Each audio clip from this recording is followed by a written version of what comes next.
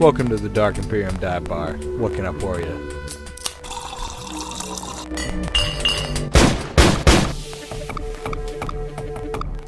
Ladies and gentlemen, welcome to fucking shit. Dark Imperium dive bar. Yeah. The world's strongest podcast. So strong. To my right, Matthew. That's me. Is it? Maybe. I hope so. I Aaron. don't know. Yeah, what's up? All right, cool. I did it. Yeah. We're all proud of you. Who am I? Help me.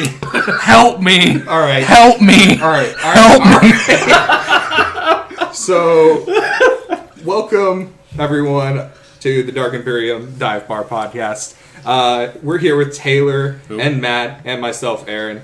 We're just three bros who really like to talk about Warhammer, and we figured why not talk into the void and post it and see if somebody actually likes it. Who knows? Maybe it'll scream back. Yeah, when you scream into the void may scream back. Yeah, absolutely. Yeah.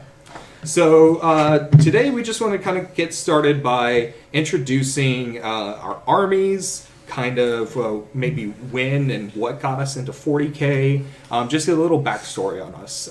Matt, would you like to start? No. Okay. But I will. Fuck you then. How Yeah, about that? that's right. You will. Speak or die. No, you can't tell me what to do. So anyway, everyone, I think it's safe to say I've probably been playing this game longest of the group here. I started playing in '99 with Dark Eldar, the old school starter set. I moved from there to Black Templar, which I played between the two for fucking years. But lately, with the last ITC season, I've been running Imperial Knights. Show the microphone your Black Templar tattoo. Oh yeah, it's right there. looks- Isn't it beautiful, everyone? Look at that. It looks. You can all see that. It's really good. It's pretty good. It looks like a shield and a sword. Yeah, I didn't even draw it. Someone else did. It's got That's how colors. tattoos work. It's got colors on it. It's amazing. Taylor, it's your turn. Regale me with your legacy. All right, cool. I started playing in 5th edition. I started with Necrons. But I'm going to put the hardest air quotes ever on I played in 5th edition. I collected models and was a dumb kid. I bought them because I thought they looked cool. And then I painted them poorly and then put them on a shelf and they disappeared from my life. I have a question. What's up? What's changed? Absolutely nothing. I haven't got to the part where I lose them all yet. We're in the middle stage. Yeah, it's fine. Well, where's your AdMac? You know, I don't want to fucking hear it. It's being resolved. All right. So I got out again. Hard circuits ever. I paid attention to the hobby all the way through 7th edition. But about a year, maybe 2 years ago, I walked into a local game store and I saw that Robute Gilman had a model now, and I was like, holy shit, it is time to get back into 40K. That Mark model. Yeah, and then I went and, because the story moving forward, right? Yeah. This has been stagnating for a million years. Yeah, so, it is. Yeah, so I was like, oh, if the Primarchs are back, it's time to get back in. So I looked up a bunch of stuff. I looked at the Thanatar model for AdMech, and I was like, man, I really want to play that army. And then I went and bought like 4,000 points of AdMech and a lot of Thanatars and a lot of 30K stuff. And well, we all know how that one turned out. Yeah. Here we are today. Here we are today. Still waiting on Fires of Syraxis. Never coming out. Don't even talk about it. I moved on from that. I play elves now. It's all flavors of elves. I'm currently looking at playing pure Harlequins, but we'll talk about that in a bit. Yeah. Aaron, what's up with you? So I'm definitely, in terms of like my career with 40K, I am definitely the youngest here. I really only started on literally our living room floor. In 7th edition, we were using fucking cereal boxes as terrain, and I started with Space Wolves. Didn't really get super involved, mostly just played with my two friends who had Necrons and Tau. All the time I was dumpstered. Like, no matter what, I was just dumpstered all the time. The joys of 7th edition. Yeah. And when it came time that I kind of didn't hang out with them as much, I kind of fell out of the hobby, and then eventually, I don't even know where those Space Wolves went. But I met Taylor through Magic, and he was like, hey, here's 40K. I'm getting back into this. Do you know what this is? And I'm like, oh my god, that's the thing that I loved. So I looked into it, kind of got back in. I think the first couple models I bought were Grey Knights. Yeah, very nice. So that was a mistake. And then and then I fell in love with Thousand Suns, and played Thousand Suns and primarily to use Magnus to fly around and boot things on the board. And now I am very much either Imperium focused with Dark Angels, or I'm Chaos focused with Zinch Demons and things. But what we'd like to do is kind of talk to you about what happened last year in 2018, and what our plans are going forward, especially with the new Best in Faction releases from Frontline Gaming. So you want to talk about that, Matt? Actually, I'll go first. Oh, okay. Fuck me then. Yeah, fuck you. How about that? All right. This is what this podcast is. Fuck you. Yeah, that's fair. Look me in the eyes. Anyway, I want to talk about that a little bit. That's why I'm jumping, because we did start the hobby together, like officially, and now for a good 4 months, like the only people we played were each other. Yeah. We just started hoarding armies. Yep. And never. I bought like 3 armies in the time that we were playing. I only played you versus Tyranids, Necrons, and I restarted them. And I picked up a lot of Deathwatch models that I literally never once put on the table until they got their codex. No, yeah. As you do. As you do. So that's where we started. Me and Aaron started playing together, 2 years ago? Yeah. Yeah. His shooty bots for Admech would always just slam butt me. The Rough. Castellans. To be fair, you didn't know what a reroll war was. No, I didn't. And I didn't know what consolidating into combat was. Right. We're way better at this game today than we once were. I like to pretend I am. Yeah. So that's where we started. I still play Black Templar, so... That's fair. How good can I really be? We're going to find out. The internet told me that Guard was really good. So I bought a shitload of Guard models. And just started playing that plus 5 Custodian Jetbike Captains when that was legal. And that was fucking fun. Yeah, you never know true sadness until Magnus doesn't move at all because Pask and another tank decided to 100 to 0 him. Pask is my boy, and he will forever remain my boy. Yeah. What a hero. He killed Magnus more times than any other model I've ever seen in my life. He's Vengeance for Cadia. He's doing it. He is. He's getting it done. Yep. So, after that, we joined a team. Snake-based meta. We went to a team tournament together, and we met all the snakes. We played against Danny in the last round, and Danny kind of recommended us to the group, and from there we've been on that team, and it's been a fucking great time. For sure. They helped us kind of, obviously their team, so they helped us with our lists and stuff like that. So I played that list plus like Celestine, and I had 5 Lean Rust tanks, a commander, Pask, and as many guardsmen I could fit, plus the bike captains. And I played that list for like 6 months, something like that. And it was solid. It was fun. Very solid. I had a great time. The roll of 3, I think, is the only thing that really ended up. Yeah, because I had to take 3 captains, and I was like, yeah. That was a year ago, actually. That was last year's DEFCON. That's when that happened. Yeah. Almost exactly a year ago. And that is around the time when the Deathwatch Codex came out. Mm-hmm. And I had all these Deathwatch models, and man, Deathwatch are the fucking coolest Marines out there. Fucking bunch of ballers.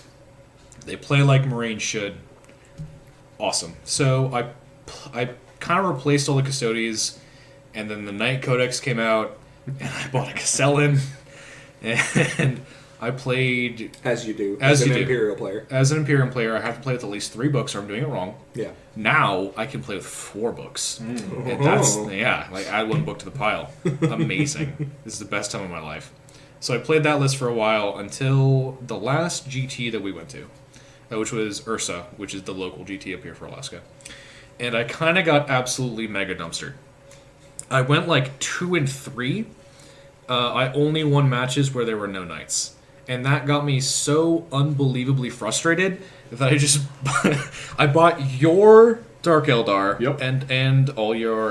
Matt, I'm pointing at Matt. Yeah, he's pointing at Matt. That's me. I'm one. It's him. I bought all of your Eldar, and then I picked up 12 Harlequin jet bikes and a bunch of Dark Reapers, and I was like, this is never happening again. Ever. Yeah. Tell me the experience as a night player, which is what you are, Yeah, I guess. versus the garbage that I bring specifically to kill your list. So, playing is a strong word for what happens there. It's like I deploy my models, Yanari make up some rules, and I pull my models off the board, and it's a good time. Everyone has a good time. Everyone has a great time. So we were following a format there, but then it's just now immediately gone to Yanari hate. So let's jump from what you were playing. That's fair. Matt, what were you playing about a year ago at Adepticon? So that's when I really started pushing into playing Knights. Yeah. So I recently moved back up here about a year ago. So I kind of decided to take that as an opportunity to move into some new stuff. So I picked up some AdMech because they were one of the armies I'd never actually played in this game. And they were unique, and I decided to add a Knight, and fucking Rolling Stone, that turned into me no longer playing AdMech and playing Knights. Yeah, the amount of knights in this room right now is actually, where'd all they go? They're all upstairs. So they're around my house. So we're in my basement, for clarification. Currently in our line of sight, there is 1, 2, 3, 4, 5, 6, 7, 8, 9 Knights, and there are further 4 upstairs. Not including the 3 that are unbuilt in here. Well, there you go. So you would Because say he's a knight player. I guess you could make that assumption. I don't know why you would. But I moved into playing Knights a little bit before their codex dropped. And then their codex dropped, and all of a sudden I became one of the most hated people on the internet because I'm a Knight player. So, that's a good time. It's been a long time since I was in that side of things because I like picking armies that are bad, apparently. Playing usually. Yanari is the same experience. Yeah, I'm sure. So, like I said, I recently moved back up here when that had happened. So I came to actually the state That air was, quotes like state championship here. That was my first time playing here. That was the first time we met, right? Yes, Yeah. at last year's Last year's Alaska States. State Yeah. GT. I think it's just called States. I think it is. I don't Yeah, know. something like that. We're gonna call it that. Cool. But with that one, I brought out my Black Templar and I brought out my AdMech because they're what I had painted at the time. And then Ursa, the GT that Taylor was talking about earlier, that's where I brought my Knights. And I actually ended up placing first in that one. Yep, you won that one. Yep, I ended up winning that one. Double trophy right over there. Yep, I got best in faction with Knights because I guess if you take first, you're going to get best in faction, and then I got the trophy, That probably which makes is some, neat. That probably makes some kind of sense. Yeah, I guess it makes some kind of sense. It helped that there was only 3 Knight players in general, but also on the flip side of that, there was 50 something. They Knights were there? okay. So there were 43 players at this event. There were 54 knights. Yes, because everyone had the Raven Castellan with guard. Amazing, battalion. amazing tournament. I had it too. To be fair, You had a Valiant though. I also had a Valiant, Valiant. and I had a Crusader. Hell yeah. Because I think the Valiant's... I won't say secret MVP because everyone knows what the Castellan does, Okay. but I think the Valiant is way better than people give it credit So for. for the record, you're saying the Valiant is the best knight in the Codex. Yeah, sure, let's go with that. Awesome. For the record. It's on the record. For the record, find me another knight that can kill 2, what are the fucking digging transports? The termite drill. Termite drill. 2 termite drills, 5 Scutari Vanguard, and 12 Fulgurite Electro Priests on the Overwatch. 1 Overwatch. Find me another knight that can do that. Find me Acheron. another knight that can spike Okay, my we're not- dice rolls. Acheron. Fine, Acheron, I Eat my guess. fucking dick. I killed them with the harpoon. The only the Electro Priest I killed You with know the what? flame. Fair. There's enough 4 mouths also. Yeah, I missed that. Anyway, we're getting off topic. Yeah, and I mean, honestly, I can't even stay away from that because, like, in Urza, I brought a knight too. It was a Gallant. Because We're all part of the problem. yeah, we were all Excuse me. part of the problem. I was playing knights before they got their codex. Then you are explicitly the problem. Probably. But I'm always the problem. Yeah, I know. You're the reason they game tested that codex. Yep. Yeah, You're that's the fair. reason Castellan's getting nerfed. Probably. Yep, they saw Ursa and they're like, fuck, this shit's gotta Yeah, go. they saw me and it was just like, fuck this guy. Get out of here. Me specifically. Like, no one else's matters. Apparently. Absolutely not. It's just me. So you playing anything different now? So, yes. And that kind of moves us into what we were looking at our next topic. Oh, wait, no, it's not. We'll get into that in a second. Because I'm ignoring Aaron. Because I'm a bastard. It's no worries. So yeah, about a year ago, around Adepticon, I was like full on. Wait, Taylor's just trying to secretly open a beer How bottle could you here. call me out like that? I'm calling you out. I just so want to hard. drink alcohol. Come All right. on. So Save some of those for me. Well, this is a dive bar. It's all right. You can be called out for drinking alcohol. Damn it. I'm claiming this one. Fine. So, yeah, about a year ago, around Adepticon, I think I was still pretty stuck on Thousand Suns. Man, You were still running Magnus at that point. I was still running Magnus. I was so pure into, like, Rubric Marines and Scarab Cult Terminators that I said, like, I'm never running Zangors or Goatman or anything. What are these things? When that Codex came out, And man, was I the biggest wrong I ever should have been. That was just... So I grew out of that. Still won't take Nurgle, though. Still haven't grown into the Papa Nurgle's embrace. No, Papa Nurgle, no, nowhere near. No. We'll get Nurgle the fuck out of here. Some people don't like them, and it's fine. Nope, not happening. So I moved about, since we were talking about Urza, around Urza is, I was a couple months into playing Dark Angels, specifically Dark Angel Hellblasters. I just loved that Azrael blob of full rerolls, rerolls the wound, oh shit, I'm dead, well, let's see if I shoot again, rapid fire at 15 inches, that was everything to me. You got to 9th tournament. Yeah, I got 9th at Urza, which was pretty good, and hyped about that, got a little medal for it. And after that, I pretty much threw the Hellblasters into a box and said goodbye. Because that is one of the most boring things to play, to be honest. It's really just like, okay, what thing do I want to delete? Or, okay, am I against the Horde? Well, how am I going to stop that Horde from literally being on my doorstep right fucking now? Yeah. And that's the kind of... Urza was kind of a turning point for all of us, right? Mm-hmm. After Urza, every single one of us was like, man, I don't want to fucking play this anymore. Yeah. This is the worst. After Urza, I haven't run a Castellan since Urza. Urza took place in September of 2018. I have not played Deathwatch. Oh, yeah, we should clarify that. Yeah. September of 2018. I have not played a Castellan in a list since then because I played it exactly one time in a test game just to see if I still hated it, and I still fucking hated it. I don't think I've run Deathwatch at a single tournament. I played them in friendly games, but I have not run them in a single tournament since then. And possibly even Guard. Yeah, definitely not Guard. I haven't taken Guard to a tournament since then at all. So it's just kind of a turning point in all of our perspectives on the game, which leads us, finally, now that we've been saying it. Yeah, so Taylor, what have you gone into playing recently in 2019, and what do you think you want to look forward to playing? So I'm doing two things currently. I am painting up all my AdMech feverishly with the manic pace unmatched. And I am all unmatched. No one can match me on right this now. plane or any other. I am speed. I am become speed. So I'm painting up them. I finished probably 24. Well, not finished. I did the base coat and then all the metal on like 25 Skitarii last night, and I painted up a Thanatar. Oh, screw that! It was fucking great. I'm also playing. My plan for this season is to play pure Harlequins.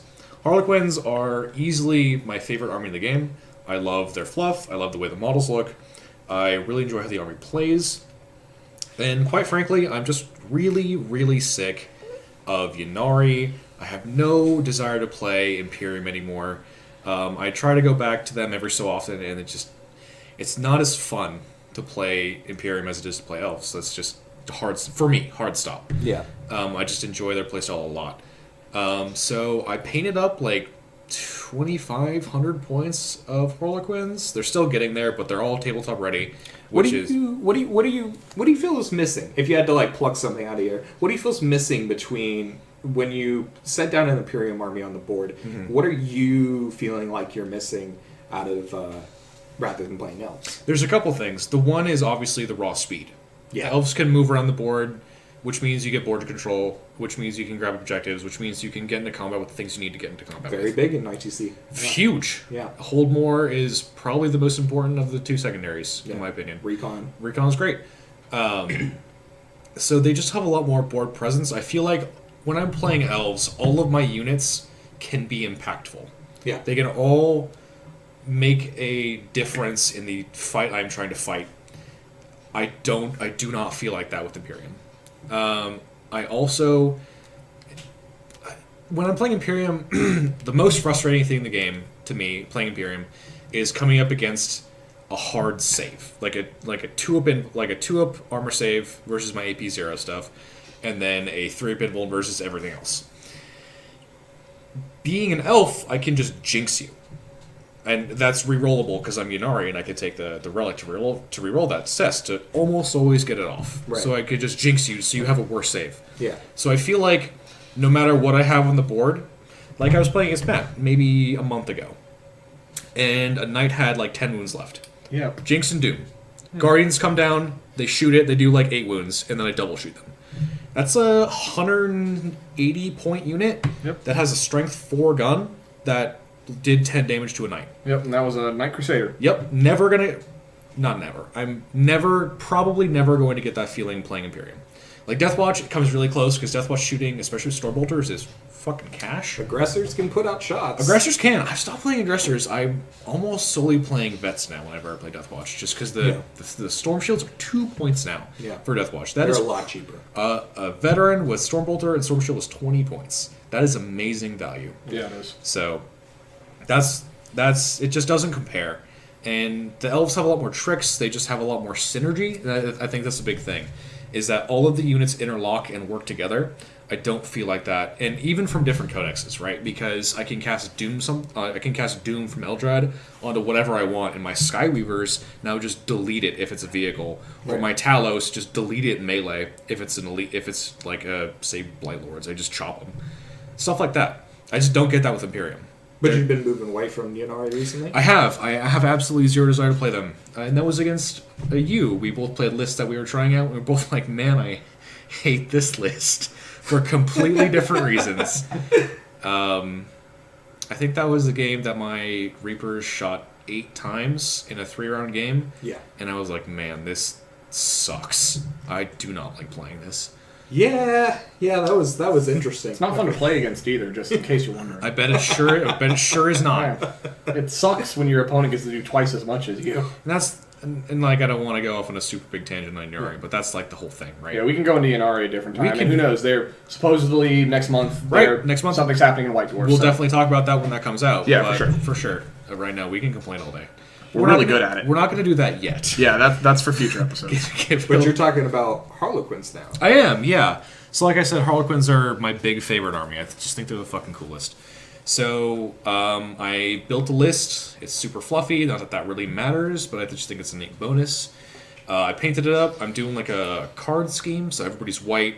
And then... that doesn't matter. I'm not going to go into that. And that sounds really weird. It's fine. Don't you laugh at You're me. doing it like a deck of cards. Yeah, I'm doing like a deck of cards. There you go. So like I'll have the Crimson King, and the Shadow Seer will be a Queen of Clubs. Yeah. Etc. I think that's really fun. And Harlequins are really fun because they have a lot of tricks. They have a lot of like Sigarak's Jest. I've killed probably 15 knights with that stratagem. Yeah. You want to back out of combat with me? Cool. Eat Haywire with no penalty. Let's go. They move a lot. They hit really hard at melee, which is something I really prize. I've played gunline and shooting armies basically this entire edition, and I'm so sick of it. But playing Harlequins for the past, I've been playing pure Harlequins for maybe 2 to 3 months. Yeah. Having a fucking blast. Yeah. What a fun army. And oh man, if you fuck up, they're gone. But God, is it fun. But you said you feel I'm a having lot better. so much better time with the game. Yeah. Now that I'm playing pure. Yeah. And speaking of playing pure, the new ITC changes, which is, for context, all of us play ITC.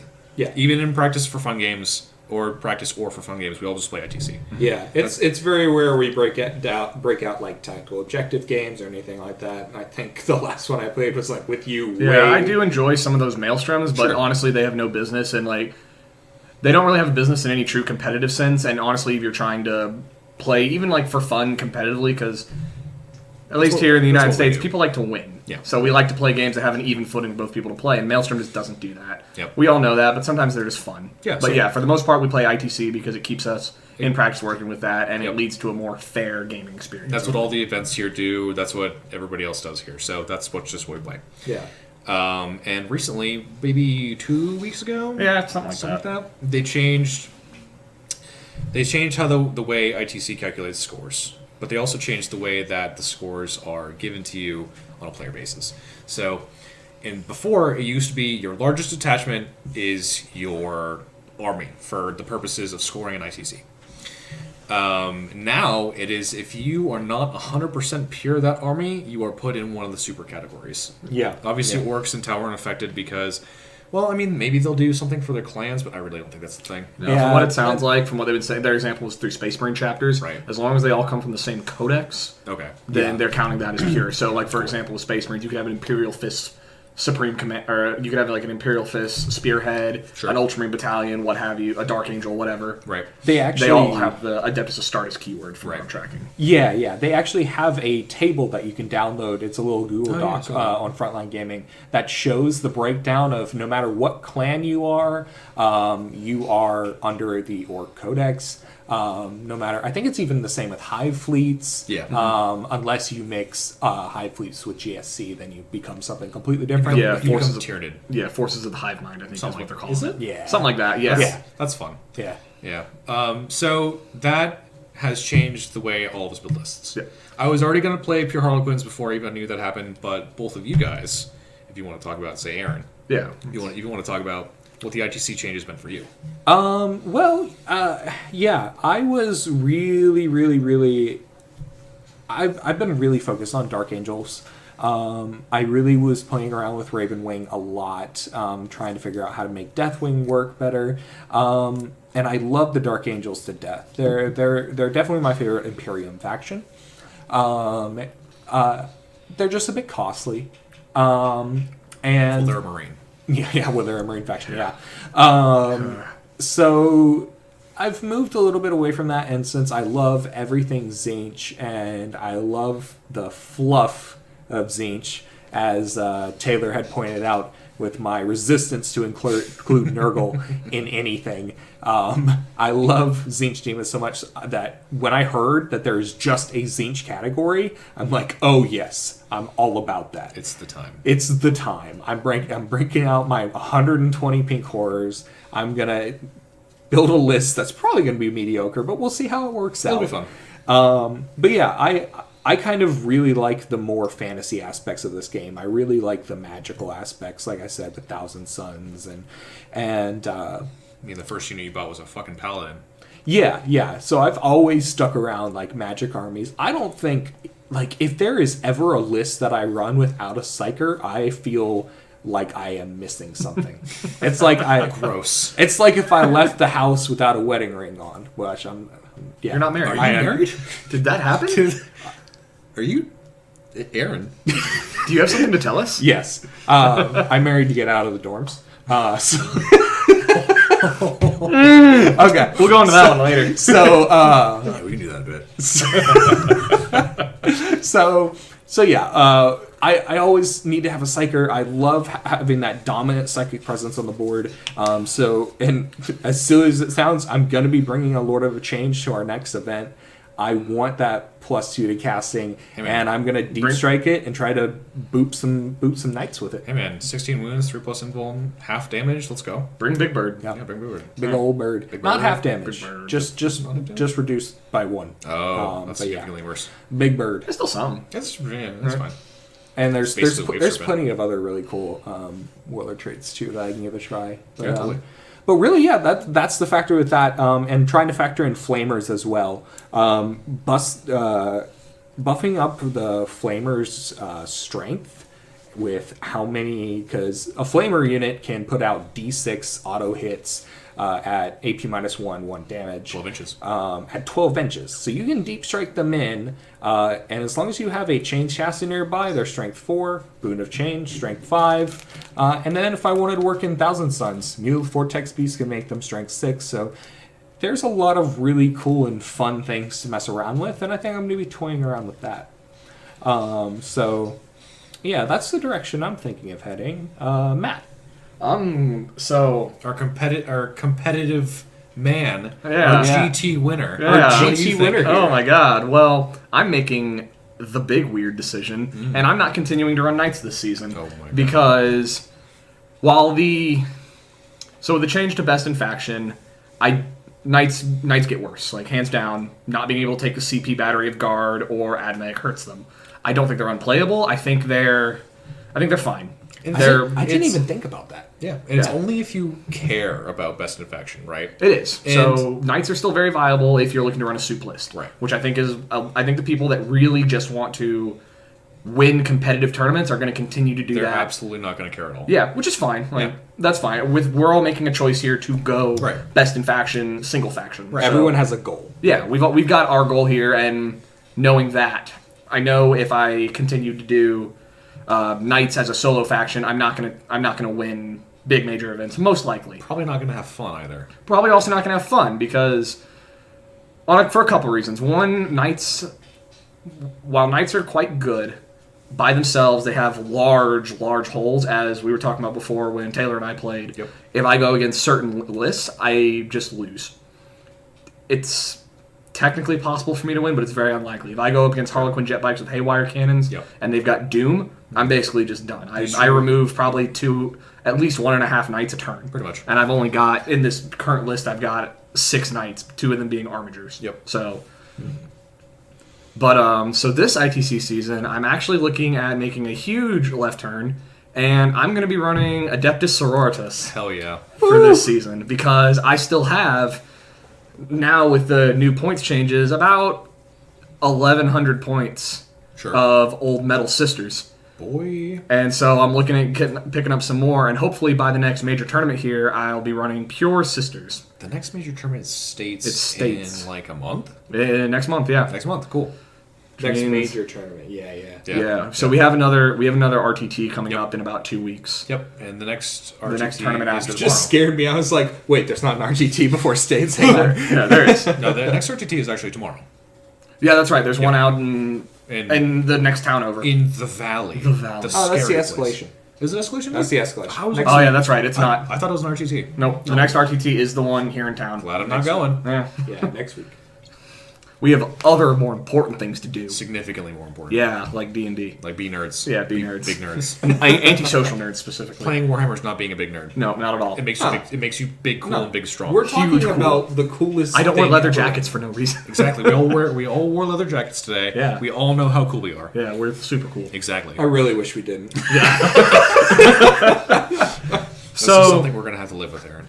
So yeah, Adeptus Sororitas are what I'm moving to, and because what I'd really like to do is I've always really liked the idea of being able to contribute to the progression of this hobby, and so with the advent of the Sisters Beta Codex and the fact that Games Workshop has an email for input on this, what I'm hoping to do is spend the next month or two playing Sisters as much as possible, and then moving to sending something back to Games Workshop in order to maybe make a change for the better. Totally. Like, it'll all be my opinions for sure, but I mean, how fucking cool would it be to you write something in your email and you see it in the real codex? That would be fucking- really cool. That'd be amazing. Even if it was something that they we're trying to just like- we're gonna do anyways. Right. It's like, hey, Yeah, maybe I influenced. Hey, Yeah. that'd be awesome. Thing number 1, give the canonists the option to take a jetpack. That'd be super cool. We're not talking about sisters right now. Yeah, I know, I'm not going to go into it. That's my whole thing.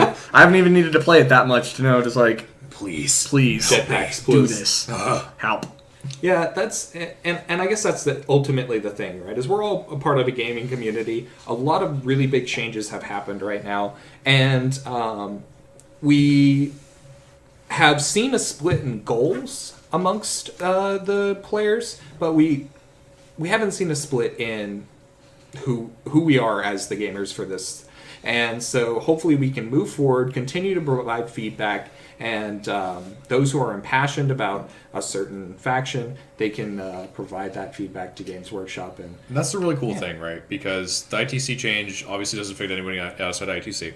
But more people will be more encouraged to play a game in a way they enjoy. yeah. I think it'll also open up a lot of new list building things, because some pro players are going to be like, I could probably get best in faction in X thing and just go crazy on it. And that'll open up new build paths for stuff that's really cool. Or just kind of be like, oh, I don't need to drop 165 into the Wrestling 17. Sure. What can I put in there? Right. And I think that's really neat. It just gives people more ways to play our game. And that's awesome. I do think a bit of a gripe. So what do you guys think about the way it was implemented? Because personally, I think that it could have been 50% gives you the faction, or because the game's built on allies, Right. or at least, at the very least, Imperium is built on allies. At least for the last couple editions. Absolutely. Sure. So it kind of, like, playing pure Deathwatch is suffering. That's just how that is. But honestly, I mean, actually, the pure thing gives us all a different goal, a different way to play the game, and I don't know. I think it's really fun. And I'm gonna be playing. I'm gonna be slamming my face into pure Harlequins for the next 6 months probably. Let's go. Yeah. No, I definitely get what you're saying about the percentage, right? Because they went 100% or not, Right. And with some With some variation, exceptions. assassins don't affect it and things. For some reason, Admech- Brood Brothers don't either. Brood Brothers aren't affected. Yeah. Admech get knights, that kind of stuff. I I really think assassins should affect it. and I definitely understand that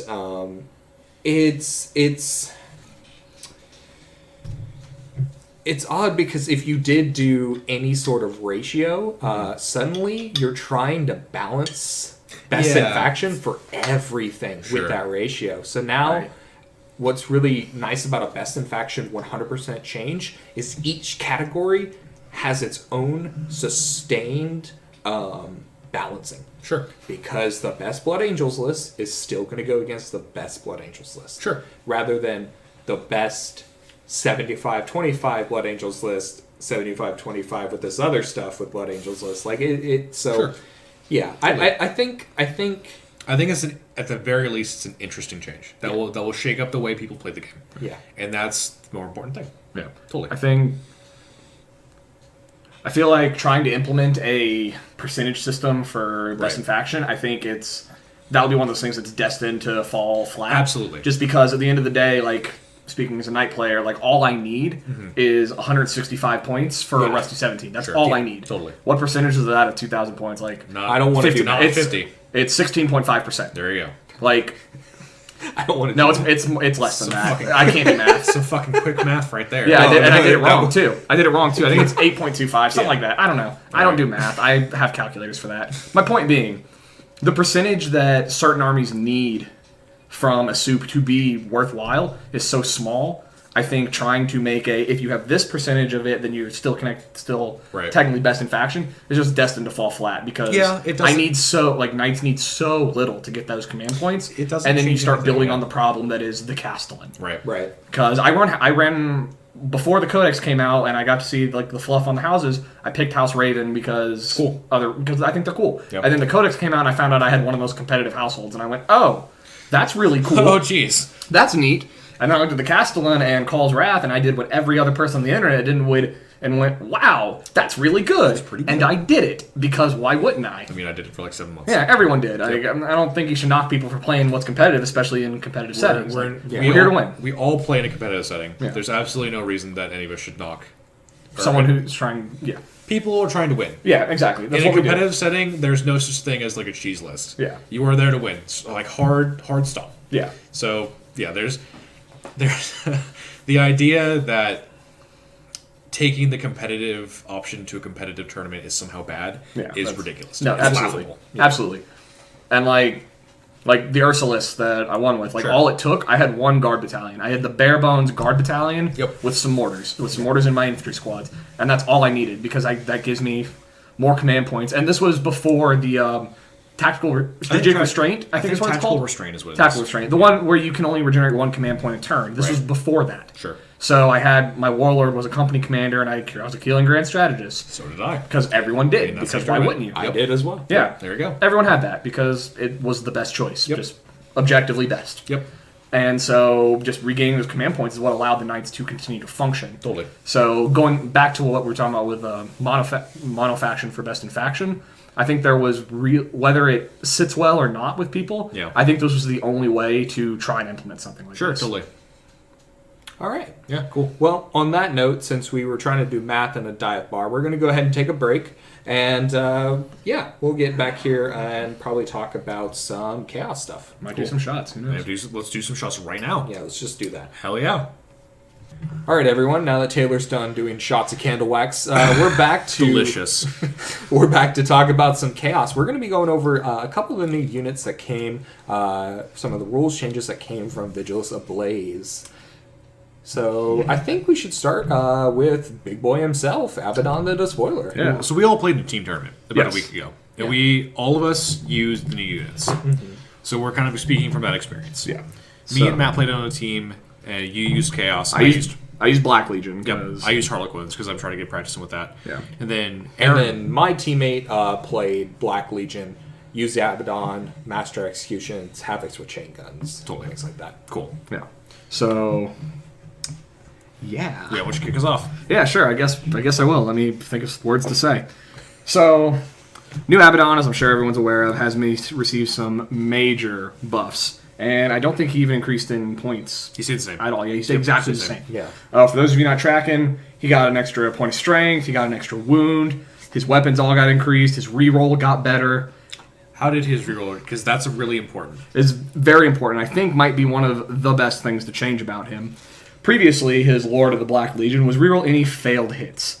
Now it is reroll hit rolls. Right. For anyone not tracking the difference between that, what that means is any army that has minuses to hit, for example, Harlequins. Eldar, Yep. Harlequins, normally when you reroll hits like that, when you reroll fails, say your ballistic skill is 3 up, you are only rerolling 1s and 2s no matter what, because the minuses don't apply until after the rerolls apply. Right. Reroll any hit rolls means you can pick up any of those. If you're minus Harlequins 2, are minus 3. yeah, if you're minus 3 and your Space Marines are only hitting on 6s, with a reroll failed hits, you're only rerolling 1s and 2s. With Abaddon, you're now rerolling all of those except 6s. Yep, it's Call's aura, but works in every phase. Which Yeah, is yeah, awesome. Which is amazing. Yeah, if anyone else, like, if you know of AdMech at all or anything, that's similar to Belarus Call in the AdMech, and he's usually coupled with a bunch of Doom Crawlers because that is just shoot bots. fantastic. And some shooty bots. And Abaddon being able to teleport strike like a Terminator, you can. Yep. There's not a single unit in this army that doesn't benefit from that. Because he's also still got his 12-inch Fearless Rebel, yeah? Yes, for all, and it's still all Heretic Astartes, Rad. not Black Legion. Cool. So it can benefit Anyway. a Soup Chaos list. It can benefit most anything. So let me ask you this: you said his weapons got a lot better. What happened to the Talon of Horus and Drakniel? So the Town of Horus went from, it didn't change that much, but the big thing is it went from AP minus 3 to AP minus 4. So Knights don't get a save. Knights don't get a save. Anything with a 3-up save does not get a save. And with his, so while the weapon didn't change, his strength going from 4 to 5 now means it is strength 10. So good. Yeah, absolutely. And that's so critical. Yep, because now Knights are being wounded on 3s. With Veterans of the Long War, you're wounding on 2s with that thing. Yep. And keep in mind throughout this podcast, when we say knights are being wounded on, we're using them as kind of the quintessential example of toughness 8. Yeah, they are the Knights- toughness 8 unit that everyone sees. They're what's known as they're the gatekeeper list. Yes. When people think like I need to be able to handle tough things, they think of Knights. Knights are the gear check of the game. So when we say Knights, it's not necessarily only Knights. It's any toughness 8, any 3-up save, any high toughness Land unit. Raiders. Land Raiders, Monoliths. Land Raiders have a 2-up, sir. Oh. So they get a 6-up armor save. Oh my god, how could you Gets- forget? well, They're it's not obviously broken. Yeah, obviously. Knights don't even get a save. Land Okay? Raiders Amazing. are broken. Land Raiders Amazing. are broken. Amazing unit. I can't even say that with a straight face. I mean, Unbelievable. Danny took a freaking tournament with the Land Raiders. It had a 4-up invuln, okay? yeah, that's the Achilles. It's a whole other ballgame. It's All right. completely different. Anyway. Back to chaos. Yep. So, Talon of Horus. So, like I said, I've been playing this game since '99. Like, Jesus Christ, 20 years now. Jesus Christ. Yeah, I have watched Abaddon go through most of his iterations, and I can honestly say, this is the first time I've looked at Abaddon and gone, that lives up to the War Master of Chaos. Sure. Totally. This Abaddon that we have now is arguably the best Abaddon we've ever seen. Maybe barring like the second edition. I don't know. I didn't play then. I've heard horror stories about that. I've heard but some bad stuff about second edition. second I never edition. played, so. Yeah, I didn't play it, so I can't speak for experience. Can you talk a little bit about Drakniel? No. Okay.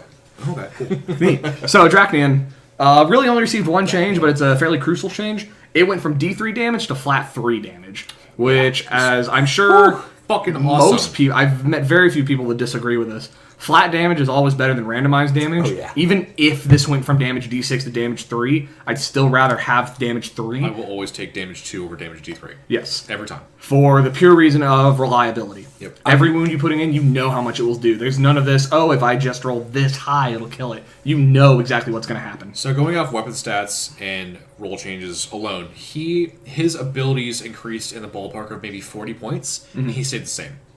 That's Exactly. awesome. Yeah. Oh for yeah, sure. he's amazing. He still kept all the marks of chaos. He still kept all the other keywords that allow Chaos Lord things to benefit from him. Totally. The Talon of Horus didn't change for shooting, but I don't think it needed to. It's Didn't fine. really. It's fine. It's fine. I wish it was going- strength 5, but it's fine. Yeah. Going to 8 wounds is very nice, because that actually means, between that and his Dark Destiny ability of having damage, He's one of the few units in this game that can get shot by the harpoon on a Knight Valiant and live through it. Oh, did he go from 7 to 8? He went from 7 to 8. Hell He got the Primaris treatment just like Kelgar did. Nice. For 0 points. For 0 points. Right. I don't know if Kelgar went up in points. I have but no idea. We're not here to talk about Kelgar. No, absolutely not. We don't care about him. That dude's a nerd. Yeah, he's the big nerd. Do you What's he have got? any- do you Like have 2 any fists? idea how No one many cares. times he dies in this book? A lot. That doesn't surprise me. Beyond that, Abaddon didn't change a whole lot. His War Master ability is the exact same. You get the 2 extra CP. He still has Death of the False Emperor. He's still locked into his old Warlord trait, Sure. which I will admit is not the best Warlord trait, but I don't think it's not bad. Yeah. If you, obviously, it only applies for fighting Imperium, but it's totally fine. But if you're fighting Imperium, it does have the ability to increase your attacks by a full third Yeah. for him and everyone within 6 inches, which pretty- is pretty solid, especially if you can get prescience off. Yeah. Then you're doing extra attacks on force. Yeah, and this isn't even getting into all the other ways Chaos has to buff him. Like the Chain Lord. Like, Oh man. this isn't getting into what Veterans of the Long War can do, what Sure. Death Hex can do, Right. what Diabolical Strength can do, Totally. what I think it's called Fury of Corn, the attack twice stratagem. Fear of Corn. Yeah, like none of this is even going into what Abaddon is capable of. I think we did the math earlier, and he one-shots a knight. Yeah, by himself. Yeah. With Death to the False, with Veterans of the Long War alone, I believe Abaddon does around 23 wounds to a knight. Something like that. Yeah. Yeah. Abaddon tears through things that are Imperium now. Yep. I don't think there's a single Imperium unit that can stand against him in one-on-one combat if he can start getting his buffs rolling. Absolutely. So, like I said, my partner was playing Abaddon, and at this last team tournament, it was kind of the which was pretty much exactly a week ago. It was kind of the everyone is testing Abaddon and Black Legion I think day. there There were were a 5 lot. players? There were 5 people, so the total there was, Now, I believe there was 12 teams. Yeah. Yeah, 12 teams. For 12 sure. teams, and I think all of the teams except 2 had Abaddon in them somewhere. For sure. So, what I'm interested in asking you guys is, how did you see him perform? Because I kept hearing a lot of... yeah, did he have performance issues? I mean, 1 in 16, man. Yeah, I mean, like, I Right. probably should have got the little blue pill for my Abaddon, because my Abaddon had the fun time, all tournaments, so 3 Right. rounds. So we've been talking about on this whole time. Yes. Right. And what does your Abaddon do? Because you played the Abaddon. What does it do? So, over the course of the entire tournament, we ended up getting a bye second rounds. round. We ended up getting a bye second round. So we did, did I only play forgot. 2 rounds. Yep, I forgot about that. However, in those 2 rounds, Same here, actually. I killed 1 Chimera Yep. and 2 Space Marines. That's it. That's Not- it. Not 2 Space Marine units. Not 2 units, 2 individual Space Marines. And Excellent. I did get in combat with both of those games. Excellent. That was in close combat.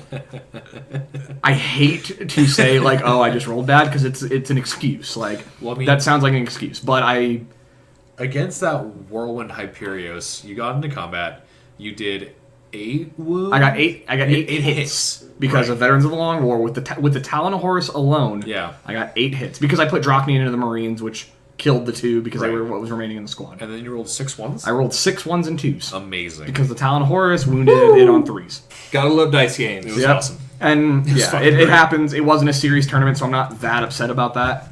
It's just one of those things. It's like, man, It's fucking hilarious. my dude, How? my dude, you're so much better than this. Not like this. Not like And, this. and I just heard that a lot. So what I'm getting at here is, with all these changes and no point increases, are we expecting too much from Abaddon right now? He is a beat stick that will walk through statistically. This is all. Whenever we say he will do this, we're always talking statistically because this Yeah. is a dice game, obviously. Statistically, he will walk through basically any Imperium unit you throw him at. He Right. will just obliterate it. Right.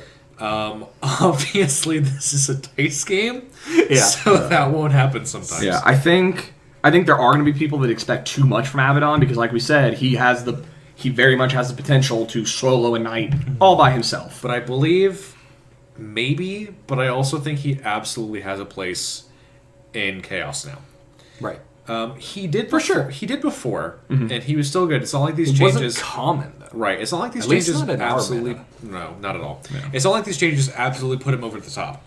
But with the Vigilus book and the stratagems and everything that Chaos received in Vigilus Ablaze, I think we're going to see him a lot. Not only in testing for the 2 or 3 months it takes for people to realize the model is bad, But I think we're gonna. Statistically, it's great, but 3 months this model's bad. I think That's how the internet works. Absolutely. I think we're going to see a lot of him for probably a long time.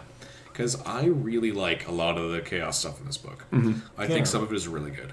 Some of it I think is really good. A lot of it I think is not quite competitive. Sure, but it is solid. Yeah, totally. I think that's where before we get too far like, into it, 90% of this book falls. I want to say, at least from my experience, and I think you guys agree with me on this, most everything in Vigilus Ablaze is solid for chaos. Totally. There's nothing in here. There's very little in here I can look at and go, this is bad. Every single thing I look at is like, oh, that definitely has a use. Does it fix any of Chaos's problems? Absolutely not. No. Does it make them a competitive army on their own? Probably not. Is it neat? Definitely. Yeah. Cool.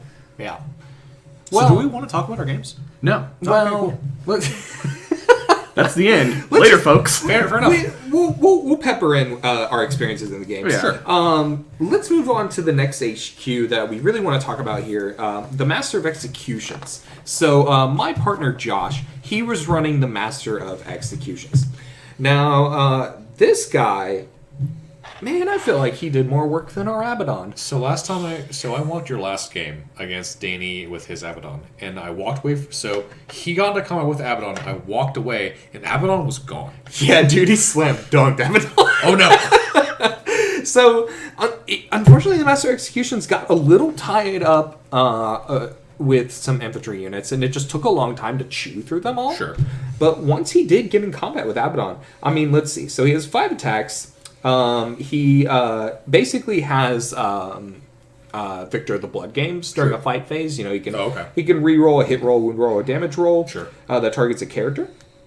And he basically has, strength times 2, AP 3, D3 damage, and 6-ups are mortal wounds in addition. And his axe has no negative penalty, right? No, So no he's negative strength 8 with no penalty. Yeah. And D6 damage. Yeah. Which is D3. fucking- D3? D3 damage. Valid. D3, yeah. It's still fucking awesome. He's at 70 points. He's pretty solid. I thought he was like 110. No, he is 70 points. Boy. And Marcus Lanesh, could you fight with him? Marker No, Corn fights twice. Mark Corn fights twice. Yep. So he was really, really solid. I watched him do work through Sure. Josh.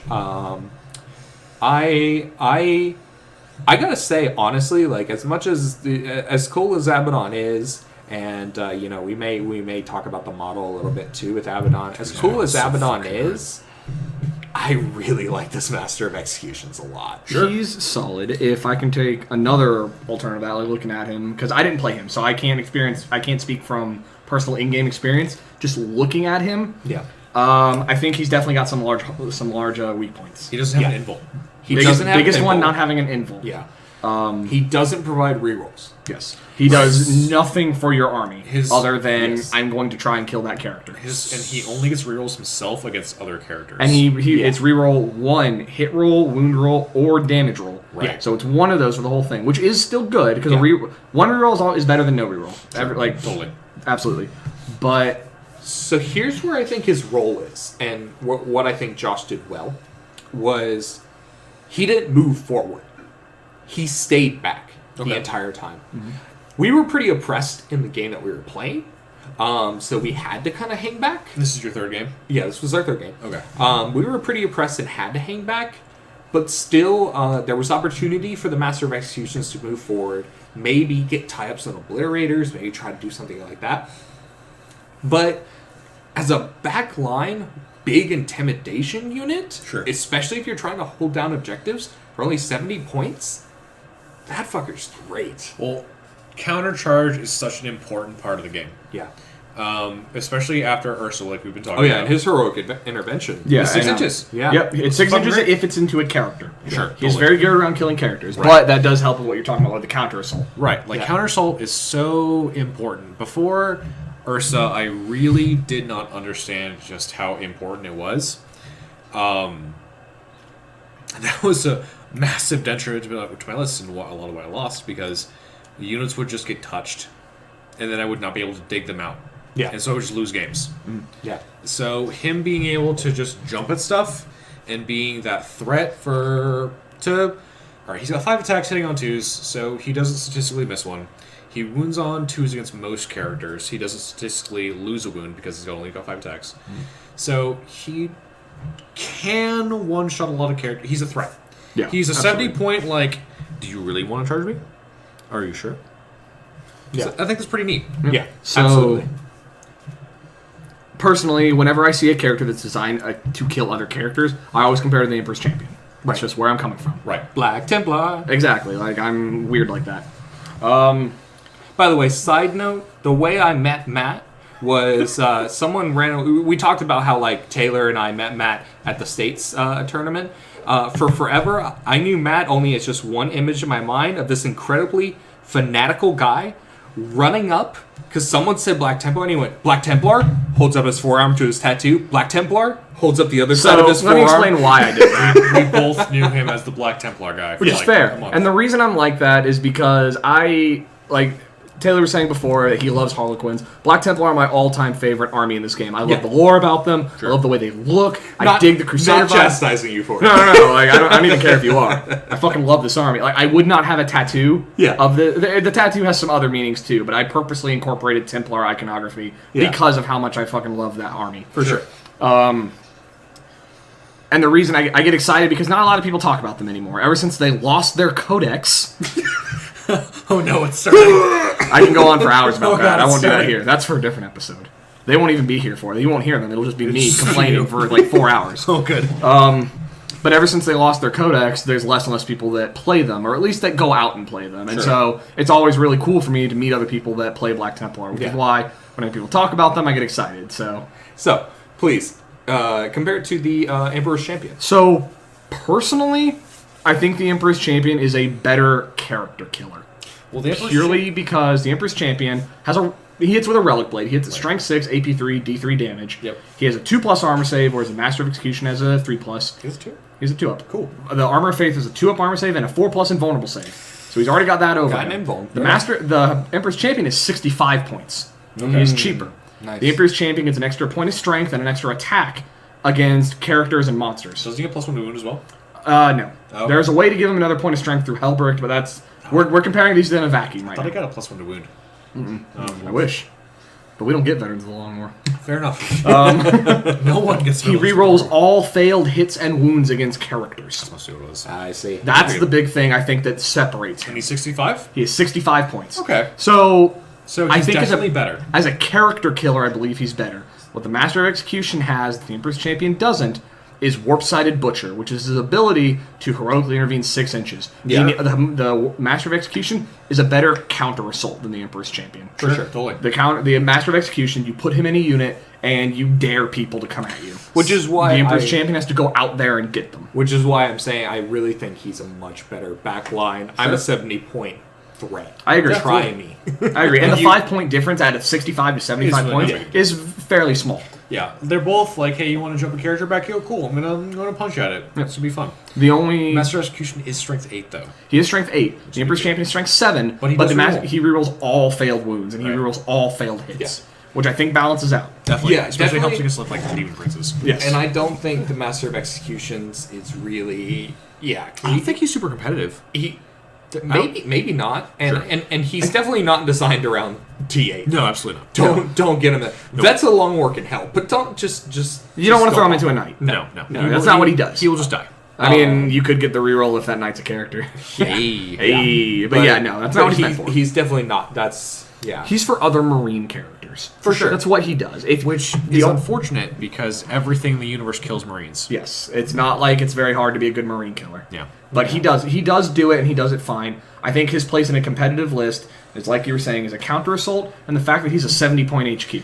Yeah. He's He is the a cheap- second cheapest HQ, or is he the cheapest? I think he's second cheapest. I'd have to look. So if you just really want a really cheap battalion, Yeah, exactly. There you go. I think he's good for that Sure. because he still gives you something. Or he's still pretty good at murdering stuff. Yeah, like you he's- just Yeah, the only thing cheaper than him... So an Exalted Champion matches him, and the only thing cheaper than him is a 60-point Warpsmith. Yeah. So... that's lame. So I would take that over Warpsmith any day. I think it depends on Smiths what are you're for bringing nerds. with Chaos. True. If you're bringing a lot of vehicles, the Warpsmith has a place. Or demon engines. Or demon engines. Speaking of which, Speaking of demon engines, Go for it. let's go into our next new character, the Lord Discordant. Yeah, but The one that everyone on the internet's been yelling about. personally, I think this dude's fucking awesome. So I think he's super cool. he wrecked me in a game. When they first started releasing these demon engines in I think 5th or 6th edition, they all blur together for me. 6th, yeah. Yeah, 6th. And I saw the Helldrake when I heard about the Helldrake for the first time, and someone said, "Hey man, did you hear that Chaos is getting a mechanical demon dragon?" I went, "That's stupid. Did you? That sounds dumb." And then I saw the Helldrake, like the actual model, and I saw the rules and went, "Wow, Did you? that's cool." Did you hear it can shoot out its Bale Flamer from any point on the model? Any point on the model. And just be We're the not gonna worst- get into- and just be the worst nightmare to ever. We're not going to get happen. into that. Oh my my God. point being, with these demon engines, they definitely proved me wrong. I thought when I heard them described, I was like, oh, giant chaos dragon or weird gorilla with tentacles being a Mauler fiend. Like when you hear them described like that, Yeah. they sound stupid. Fair. But I will say, I think the execution of these model wise, very cool. The Lord Discordant, I think, continues that. It looks awesome. He looks cool as fuck. Between the skull helm, the chain glaive, I think he's cool. Chainglaive, he's got a mount, which is not something you see very often in 40k. Yeah, and I think it's executed pretty well. I think there's very little that Much amounts more of a Age of Sigmar. than- He does. He feels like an Age of Sigmar character. Absolutely. And I think that helps that's- give more flavor to Chaos. I think Chaos should feel like more of an AOS army. Yeah, because it's so much more magical. It's more Yeah. it's more about magic bullshit Yeah. than because Zinch. because the war 'Cause everyone. because everything. And No, I screw you, Zinch. fucking fine. I really, really dig how not only this model looks, I think I like his rules. I'm pretty split on it. Yeah. So there's only one part of his rules that I'm split on. It's the wounds. It's the wounds. It's the wounds. Because he is a 12 wound character, meaning he does not have character protection like Yeah. everyone. Yeah. And he's got a 5-up invuln He has a 5-up because he's a invul. demon. Yes. He does regenerate 1 wound a turn like all the other demon engines, which is neat. It's but very doesn't neat. keep him alive very well. No. Because anyone that knows what they're doing is going to focus him because of what he does for everything else. So let's actually talk about what this model does. Yeah. Cool. Oh, yeah. So I have the book in front of me, so they're all waiting on me. So the things that he does to help other demon engines is he add ones to hit roll for all demon engines within 6 inches of him. And that's Super good. melee and shooting. Yes, it is just +1 to hit. Cool. Which is amazing because demon engines are 4+ weapon skill and ballistic skill Yep. across the board. He also Yeah. hits on 2s, and He- his buff affects himself. Yes. So meaning he can get around -1s to hit. Yep. So hey, you want to lightning fast reflexes? I don't care. So before his model came out, Josh and I played a game. Mm-hmm. He had some 30k. He had the Magos on the band. Yeah, I've seen a lot of people use things like that. Oh, man. For that. Oh man, I got just absolutely wrecked by those with this guy. I think- the full rerolls was just fantastic, and the full rerolls, it's gonna be fantastic just because every demon engine hits on force. And that sucks ass. Yeah, That is the big The downfall. +1 to hit he gives is an amazing buff for them. I think it makes them viable. Makes them- I It said makes full them- rerolls. It's You just did. plus It's one plus to one hit. It's just +1 to hit. It's just +1 to hit. Just Gotcha. plus 1 to hit. Yeah. It makes them usable in a way they were not before. Right. I think Mauler Fiends have a place when they can hit on 3s. Sure, totally. Forge Fiends, I'm still not sold on. I think a Predator. I think if you're going to take something I like think that, Forge the Fiends Predator still does it better. yeah. And honestly, which we'll get into later, Havocs do it. Havocs and Obliterators do it best. Oh my god. Ooh, yeah. New Havocs especially, but we'll get into them in a little bit. For sure. The other side of his ability that does that is he also subtracts 1 from all attacks made by vehicles within enemy vehicles within 6 I inches. actually didn't even know that. Yeah. So, meaning if you throw him and like a Mauler Fiend or 2 into a Knight, not only are you now hitting that Knight on 3s, it is hitting you on 4s. Right. 5s if it's a Dominus class. For sure. Yeah. Which that in if you- itself can make or break a combat. Which that happened when I sally forth the Gallon, and Yeah. it did actually break the combat. Yeah. And if, say, you fight first, which you probably should because you probably charge. Well, not necessarily. That's Usually. That's very fast. If the Lord Discordant charges, and he's got how many attacks? He has 4 attacks base. Right. However, he gets additional attacks based on the amount of wounds he has, starting at 5 going down to 3 Okay. with the Hellstalker itself, his mount. Okay. So the Hellstalker itself is either hitting at Strength 7, AP2, damage D3 with those 5 extra attacks, still hitting on 2s, or it can choose one of those attacks. Is it one? Hold on. Yes, it can use one of those attacks to hit Strength 8, AP 4, damage D3. And if you wound a vehicle, that unit suffers D3 mortal wounds in addition. Meaning, altogether, he puts out 9 attacks, not even including Veterans, the Death of the False Emperor, Right. which he does have. Yeah. And his melee weapon is D6 damage or D3? The Impaler Chainglaive is 2 damage flat. Sick. So he has the potential with And this when, mount. and when he to- charges, it is times 2 damage instead of plus 2. Great. So he can hit a Strength 8 with that on the charge. So he has the potential to at least bracket the knight, and a bracketed knight is hitting you on probably 5s or even 6s, which means that their combat effectiveness is significantly reduced. Yes. So And that's not even... Yeah, sorry, you are including the -1. right. So he's interesting, right? Yes. Because he's got a couple guns on him too. He's got the autocannon. I think he's got a flamer. So he comes with an autocannon, he can switch it for a Bale Flamer. Gotcha. Which is the same weapon that is on the Helldrake's that's on the going to Helldrake. take. So 1 second. So sorry, we're making. First of all, I say he rerolls everything, which is totally wrong. But also, It's not actually. we're messing it up. He does not get vets. That's actually something that. Yeah, that's what I was going to get into in a second. Like, I was going to get into that. The downsides of him. But you can Demon Forge him. You can Demon Forge him, which is reroll all failed hit rolls and wound rolls. Hit and wounds. Yes. However, he can't benefit from vets, and I think even bigger, he does not benefit from Legion. Yeah, he does not. He's not Yeah. infantry, he's not biker, he's Yep. not Yeah. a Demon Prince. He does not get your Legion trait. Yeah. Do Demon Princes get Demon Princes do. Really? It is not a keyword Demon Princes, if I'm pretty sure. It is just Demon Princes. How interesting. Yes. Because Space Marines don't get to have all their units, have all their special rules. Why would because- they? Why would they? Yeah, why would they? Anyway. There's Marines. So, on the other side of this, he also has an ability where if he kills a vehicle, he can choose to repair a friendly demon engine or fire a beam of death or whatever it is. Sure. If you repair something, it's pretty simple. You pick a Legion demon engine that doesn't fly within 3 inches of him, and it recovers D3 lost wounds. Yeah, Helldrakes are still bad because you can't even repair them because they Great. fly. Cool. Awesome. Cool. Just don't take Helldrakes. Fine. Or, on the other hand, if you kill a vehicle, you can pick another enemy vehicle within 12 inches, and on a 2+, they take D3 mortal wounds. That's fine. Which isn't great. Like it's whatever. I wouldn't even factor that into my game plan really, but it's a neat little extra thing. Being able to heal yourself is pretty cool. Yeah. Especially since we talked about he has 12 wounds. Yes. Which, I guess, for those who don't know, you don't benefit from character protection. Right. He can be targeted anywhere on the board as long as they can see him. Which means that you have a castle on the other side of the board, you probably just lose your dude. He is going to get deleted if they decide to point the Castellan at him. For sure. And the Castellan is going to be our go-to for is this unit survivable in modern 40k? Right. Because the Castellan is the be-all end-all of standard 40k firepower right now. Yep. Because it is fucking everywhere. Yes. As anybody who plays competitive 40k knows. Yes. And that might change with the upcoming FAQ. We'll go into that whenever that happens. Definitely talk about the FAQ soon. Yes. Hopefully it'll Yeah. come out soon. Whatever. We thought today, but not today. Yeah. Big sad. Yeah, and I still have a dream for this Lord of Sword, though, man. Running up with 3 Mauler Fiends with Mark of Zinch with some Mutal Vortex Beasts to bump some strength and some AP. I'm gonna kill him with Pask. Oh, yeah, that almost certainly will happen. I'm gonna shoot It's him not. with- It's not a good dream. You know what? I'm gonna shoot him with. I'm gonna shoot him with a Valiant Harpoon. I'm gonna Yeah. shoot him with Pask. Don't you? No. You cannot stop me. Don't you harpoon I'm me. gonna give him the big poon. Gross. No. So I didn't realize something actually. No.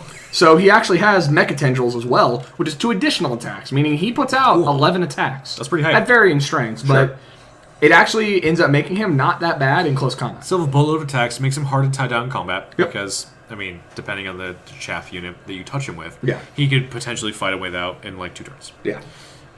He's 160 points. 160 points for 5 up inbone. Is he a 2+ save? He has a 2-up save. 2-up save. I think the Lord Discordant falls into what we were talking about before. He's solid. He is usable. He's very usable. He's usable. He's fucking cool. And if you want to build a list around him, you absolutely can. He is not competitive. Yeah, I agree. Cool. And Yeah. the only thing there's only one thing I would change to make him competitive. Just make him 9 wounds. Make him 9 wounds. There you go. Unit He fixed. no longer brackets. He can no longer be targeted. There you go. Now this model instantly becomes. You can even bump him up to Instantly 20 points. becomes terrifying. Yeah, exactly. And yeah, you could bump him up. You could bump him up 20 points. Make and him the same that would price as still Demon- be worth it. Because he is 20 points cheaper than Demon Prince, Yeah. which is an interesting thing to think about. Yeah.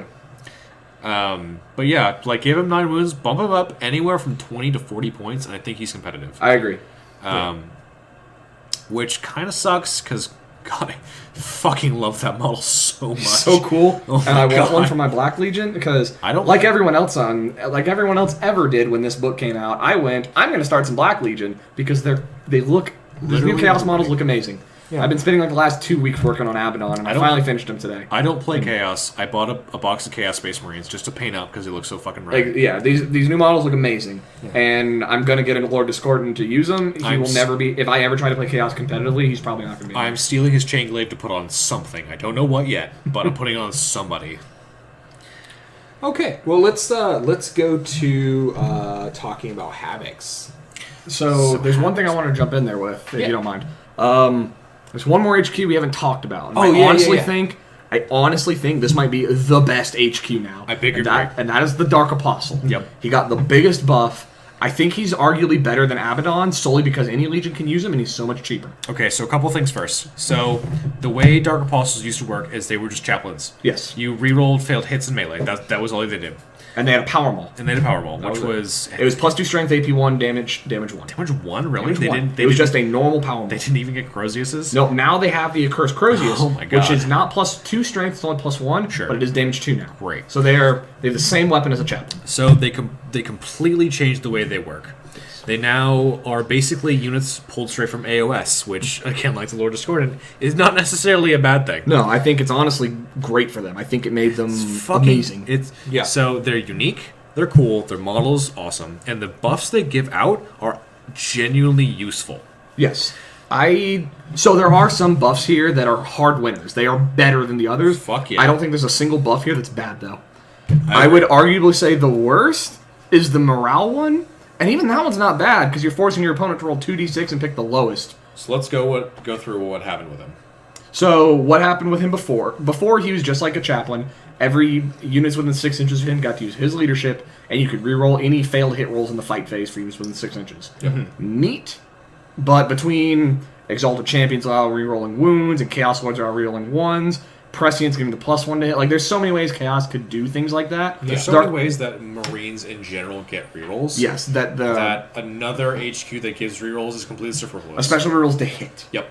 So what the Dark Apostle does now, he lost both of those abilities. No, excuse me.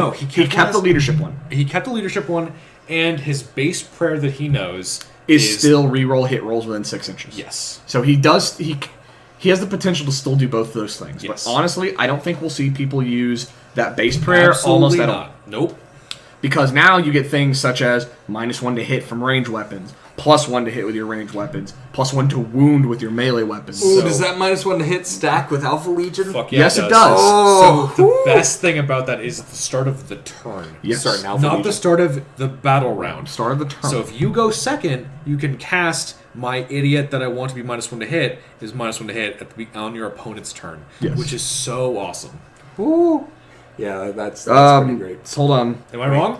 Wait, that might be backwards. It is start of the battle round. Oh shit! It is for the battle round, so we'll correct that real completely quick. ignore what I You got just the book said. in front of us. We're kind of reading this as we go to be sure. That's Yeah. fair. So, in addition to the basic, every Dark Apostle gets their basic prayer, and they get a prayer because of their mark. Whatever mark they have, they get the prayer related to that, And and then they they can, also have and to- then they choose one. Yep. But no matter what, you can only ever sermonize one prayer. It's a command ability from AOS. Yes, you You can just- only ever do one, even though most Dark Apostles are going to have 3. Yep.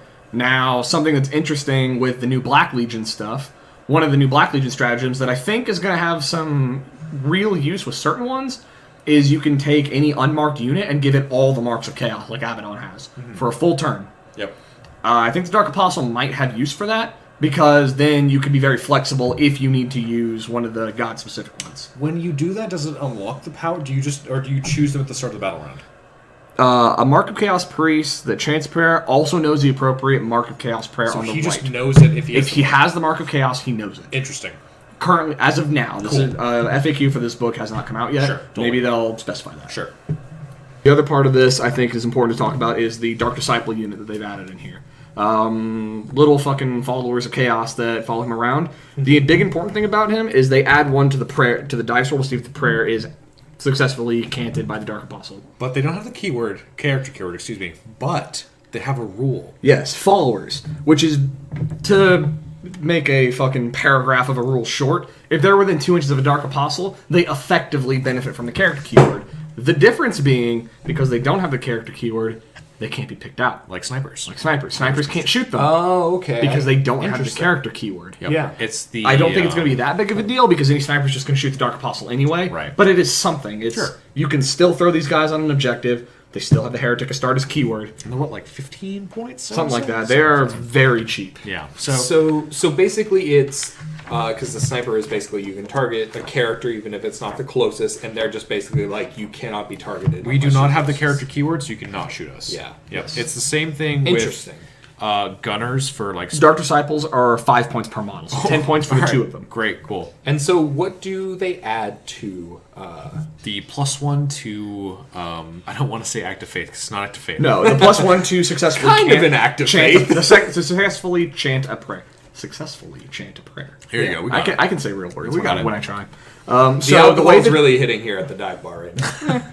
so the way the prayer basically dead. prayer system works is you choose one at the start of the battle round and you roll a die on a 3-up. The prayer is heard and it goes off and they pray loudly and things happen. And that's really important because Yes. the start of the turn is really finicky. Start of the battle round. But battle round, excuse me. my Yeah, bad. we'll specify that. So, start of battle round means if he's in a transport, it doesn't work. Yes. If he's in deep strike, it doesn't, Doesn't work. work. If he's not on the board in any fashion, it does not work. Right. It's not the end of the movement phase. I would prefer to be at the end of the movement phase, but again, it's literally just lifted from Sigmar. Yeah, and I think the start of the battle round thing is beneficial for certain. The defensive ones, I think it's beneficial in that regard. Definitely. Because it means even if you go second, you still can use the -1 to hit if you want, which I Right. think is what we're going to see most of the time. First Yeah, round. If totally. you're going second, you have a Dark Apostle, you're probably going to do -1 to hit round 1. Definitely. So it's you're basically AdMech. Yeah, you're able to do certain admech style. Sure. things. Whichever But better. mechanical that one is. So that's not a mechanical. That's cover save, but the -1 to hit is Styges. Is what you're thinking of. Styges, Oh, yeah, Styges yeah, has the yeah, Alpha yeah, Legion sorry. ability. The Mechanical is count as being in cover, which is also Really good. pretty solid. It's mean probably I- the one. It's probably the one good canical. mean I don't- Arguably, the reroll ones to hit when shooting is 2, but generally your shooting it's going to be next to. I mean, I don't have to A spend reroll? 2 CP on the first turn if I go second. Fucking awesome. Yeah, I but like this the isn't. morale one. Anyways. Round 1 is fine. The We're not talking about that. We're not talking about that. We're gonna go ahead and cut that one off. The important part of the Dark Disciples, Dark Dark Deblades, for 10 points, you are now activating these abilities on a 2+, Great. which is all but confirmed unless you roll like we do.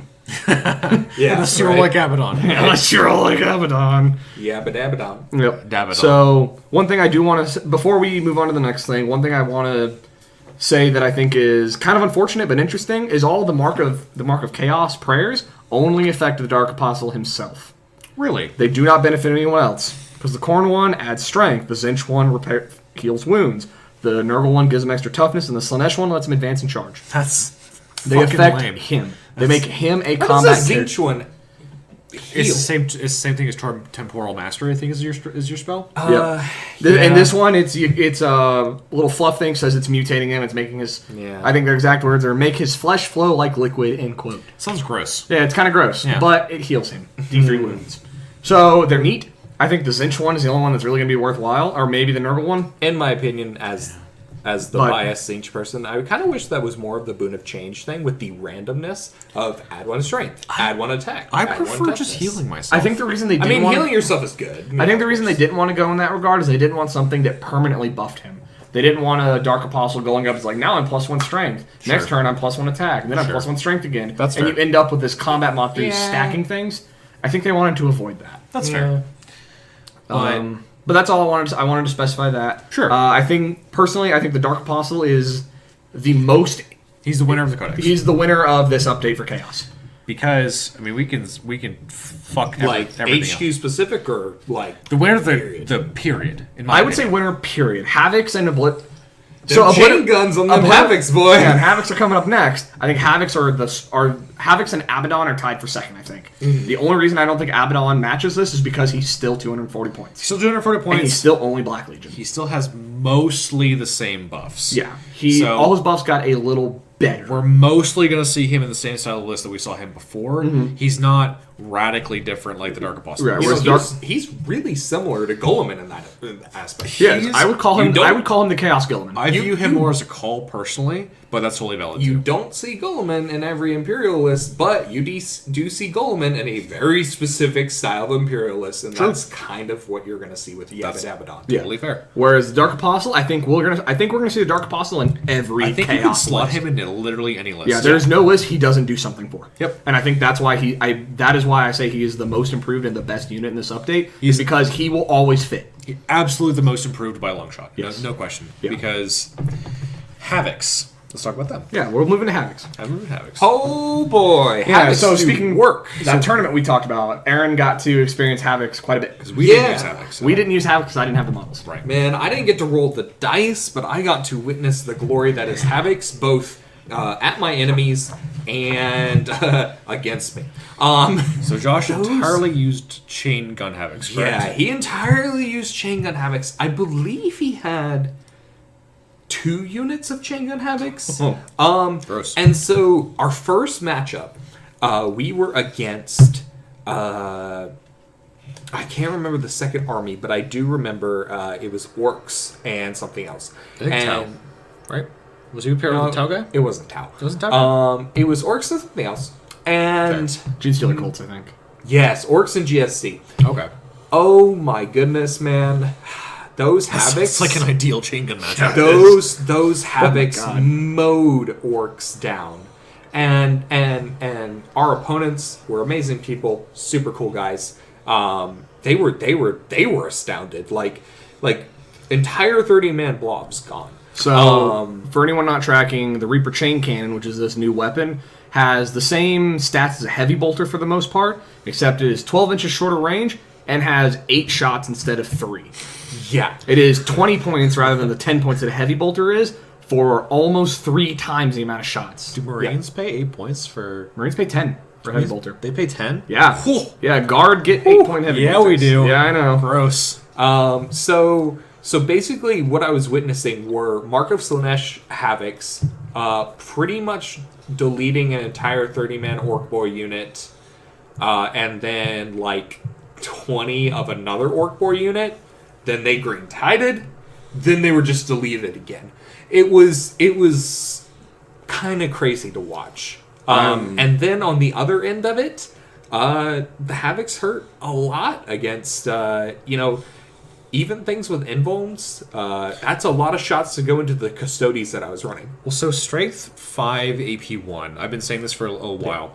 Strength 5 AP1 is like the supreme ideal. Fucking money. Fucking money I ass profile. I think there's one profile we see fairly often that is better, but the reason it doesn't get the stat line itself is better, but I think the reason it doesn't get used as often is because it generally doesn't have as many shots. Sure. I think that's Strength 7, AP1, Damage 2. Sure. The autocannon. The profile. autocannon, totally. Yeah. The Agree. reason Strength 5 AP1 tends to be better, and I'm sure it's the same thing you're going to say. Infantry. It's good against infantry because it generally has more shots. It has way more shots generally, and in a lot of lists that you take it in, like Death Watch. I mean, maybe that's just me. I don't know. I take a lot of Interceptors in my Death Watch because I think they're fucking cash. I think Interceptors are good. They're fucking great. As far as Space Marines. Right, or Chain Gun Havocs. Dark Angel Inceptors. Both of them have very specific things that make them great, which is +1 to wound. Yes. If you're +1 to wound at Strength 5, you wound every relevant model in the game on either 4s or 2s. Yeah. Yeah. And that is fucking awesome. Yeah. Getting through those Orc Boys on 2s was just... Yeah, like without even... Oh my goodness. I didn't get to watch his game, but I can make assumptions on what he did. Yeah. It's probably Veterans of the Long War and Endless Cacophony. Yes, absolutely. Yeah, because against an Orc Boy, you're wounding on 2s, they're not getting a save, you're hitting on 3s.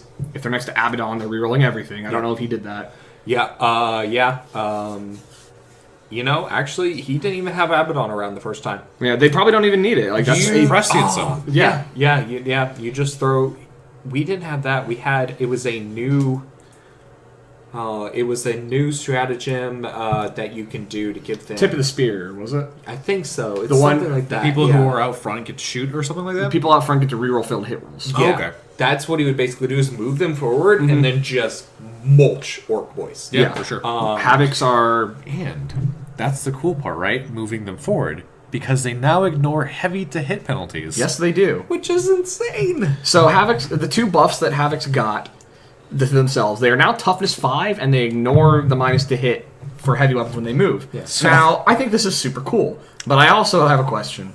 Why? Why are they toughness 5? Why are they toughness 5? Why do they reroll? Fluff-wise. Like, I just want a fluff reason. Why did they do that? Like, I think it's cool. It makes them good. Compared to other Chaos Space Marines, why are they toughness? I'll take the buffs. Like give Yeah, me like it's cool. great. And Give for me the even buffs. like not even looking to play Chaos competitively, they need that. Like, sure, that's cool. Give me the buffs. It's not overpowered or Why? anything. I'm just confused. It's a bit strange. But there are two nerfs, and I'm doing air quotes right here, Sure. that they got Sure. that I think a lot of people haven't realized yet, but I think will come up. One being, they can only ever be a 5-man unit now. they cannot take more special weapons, and they cannot take ablative wounds. The other side, yes, they have no ablative wounds. The other side of that being, which I think you just said that I don't know if you meant to, they can't take special weapons anymore. Yeah. Havocs used to be able to take special weapons. You could have a whole squad of 5 with plasma guns and your aspiring champion with a combi plasma. Yep. You could use them as a forward-moving assault special weapon unit. You don't have that anymore. Nope. Now, I think the ignoring the moving penalty for heavy weapons definitely helped them with that. It's very But great. Yeah, but now that role is solely Chosen. Yep. Chosen are the only ones that can do that. Yeah. And Chosen are 14 points now. They got the same vet drop that everybody else got. I think. I'm pretty confident. Pretty sure. I still think they suck dick. Yeah. Probably. So, I haven't seen them use, so. Yeah, I've seen them use a couple times. I think they have a place. Sure. They're not super competitive. No. I think they have the special weapon Chosen party bus of a Rhino with a bunch of Chosen in there with like 5 flamers with Veterans of the Long War is cool. Fucking neat. Yeah, it's neat. Great. I don't think it's competitive. Absolutely not.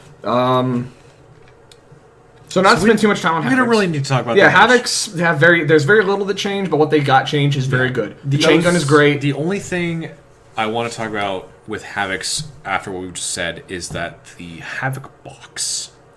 The Havoc box only comes with 1 chain cannon. Yeah. Yeah, it comes- so be advised when you purchase. It comes with 2 of every other weapon they can take, and only 1 chain cannon. Yes. That sucks shit. Yeah, it does. And that is the same thing I want to talk about with the Terminator kit. That's the only thing I really want to say about them, too.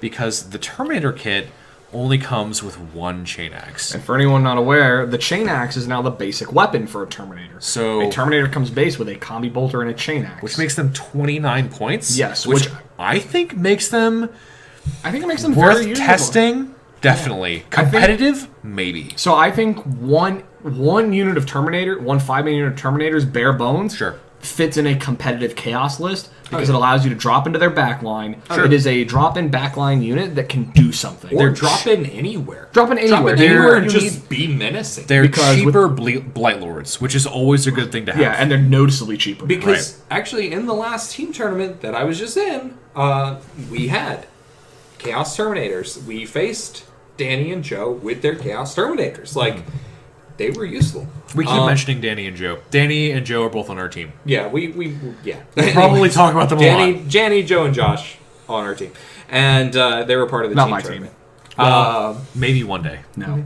Maybe one day. No. Maybe you one can't day. make me. One day. Anyway, I think new Chaos Terminators have a place now in even a competitive list. Sure. Solely because the same thing a lot of people are doing with Scions in the past. Sure. They took a small unit that could drop in the back and do some damage and Right. was fairly self-sufficient. And Bare bones Chaos Terminators can do that between the point drop they got with using chain axes, which still lets them hit like a heavy bolter in close 29 combat. points. 29 point Terminators is solid. really solid. And with the new beta bolter rules for Space They Marines, can just double tap all the they're time. always getting 4 shots with those combi bolters. Yep. But I agree, it is insane that that's their base loadout, and they they come with still one. get 1. Yeah, That it comes with fucking sucks. No, that's terrible. The models look the new Look, Chaos Terminator all models of don't look the that models. different, but they look great. But I would almost rather have what the old kit looks like to actually be able to equip them with Their base what they shit. should have. Yeah. And that's all Look. I really want to say about that unit. Yeah, look, GW, we love you, but we...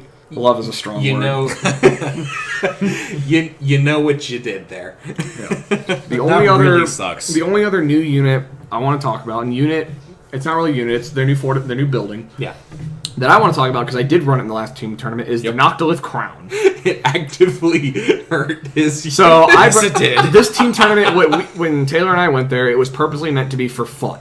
We were not trying to be competitive, which... I took like 1,000 points. And it was 2,000, so it was a team tournament. Yep. 2,000 points, 1,000 per team. I took... Per person. Yeah, person. I took like 20 foot harlequins and some bikes, and I put everybody else in clown buses with meltas. Mm-hmm. And I just think that's a fun list to play, and I have a good time playing it, it's literally just half of my tournament list, because it's just fun to play. Mm-hmm. And I brought the Noctilith Crown. And you also brought like 25 melee marines. I brought 15 melee marines and then 10 regular marines. There you go. Yeah, so not competitive at all, but it was neat. We were there to have fun. Yeah, I brought the new models that I could because it was cool. And I'm a big fan of the Noctilith because it looks like a Stargate, and I fucking love that. It's also huge. It's huge. It's You bigger. can actually use it to block line of sight for areas. It is significantly bigger than a knight, which is Yeah, like which is weird. like terrifying. So My fist I can't fit through it though. my fist can't fit through it Because your either. fists are fucking huge. You got those big meaty claws. Stop. Go. I So, the regret that I Noctilith. said anything. The Noctilith is 100 points, and it's similar durability to a knight with 10 less wounds. Still has a 3-up save, still toughness save, still has a 5-up invul, because it gives all chaos units holier than 6 inches a 5-up invulnerable save. And It allows chaos psychers within 6 inches to reroll psychic tests. Hold on, I'm getting to that. Those abilities increase by 3 inches at the start of the second and third battle round. They expand to a 9 and then 12 inches subsequently.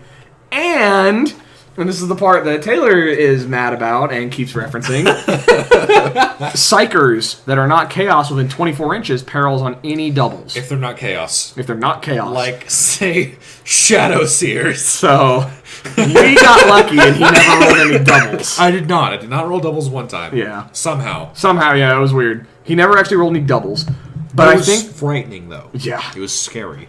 But... Whew, In a general list, because generally you're not, like, team tournaments are not the normal. No. Like, that's not what people generally play. No. Generally, if you're running this, it's not going to affect yourself. throwing that in with some Thousand Suns with 24-inch smites. Yeah, you want to reel all those fights, maybe? Let's go. I think this thing, if you want to bring a battalion of Chaos Demons and use their stratagem that allows anytime you perils, it's 2d3 mortal wounds, super cool. And its real aura is huge. Yeah, because the model is huge. Right, because not only is the aura huge, the model is fucking massive. So even when it's at its smallest of 6 inches, and it is wholly within. Right, that's fair. So even when it's at its smallest at 6 inches, the But model itself... The only things that are casting smite are characters. Yeah. So, like, its area of effectiveness for your thousands of characters is massive. Yep. Yeah. Especially on turn 3 afterwards. Yeah, absolutely. Which is fucking cool. Yeah. It is only 100 points. Yeah, that's the thing. It's like, you look at this and you're like, oh, man, I don't know if I want to invest the points in a fortification or anything like that, but it is only 100 points. Its biggest downside if is they that want to shoot it, fine. Right. Yeah. Like, But- who cares? Yeah. Its biggest downside is it costs a detachment. Yeah. Yes. And that In is ITC, you can only really have 3. hard. And I don't think it's ITC, actually. I think that's a guideline in the base rulebook. Yes, that everybody- ITC has adopted. for Yes. 2,000 points. That everybody You can only have follows. 3 detachments, and it does use up a full detachment. That is a really hard sell to some armies. Right. It is. So, as a Thousand Suns player, and playing around with a lot of Thousand Suns list, I can tell you that that can very easily be swung with 2 battalions. Sure. But if you are going Thousand Suns character spam, and I think that's what you'd want to do when using these, because you want as much smites as you can, you may be missing out on some characters. Unless you spam Zangor Enlightened. Because generally the 3rd detachment that you take beyond the 2 battalions is a Supreme Command detachment. But if you do that character spam, you take 3 Zangor Enlightens for 90 points apiece, Sure. to 70 points. Sure. You're good. You're golden. Rerolling all smites. Yep. Yeah. And it's not even just their smites; it's all psychic powers. Is it you may reroll? Is it just failed or In any? addition, you can re-roll psychic tests for Chaos Psychers. You could even chance it to get a super smite. Yeah. Right. Yeah, you could. So like, I think if you're going to try and use this in a list, you're going to want it because you have to use an attachment anyway. You're probably going to want to take 2 of these. Sure. Because then you can cover almost the entire board Right. with their any huge. cycle thing. They're giant. It's crazy. Yeah, if you haven't seen one in person, it's hard to say just how big this model It actually is significantly larger than a knight. Like, I would say significantly. It's noticeably. it's not. Yeah, I would say okay. So it's way taller. It is way wider than a knight.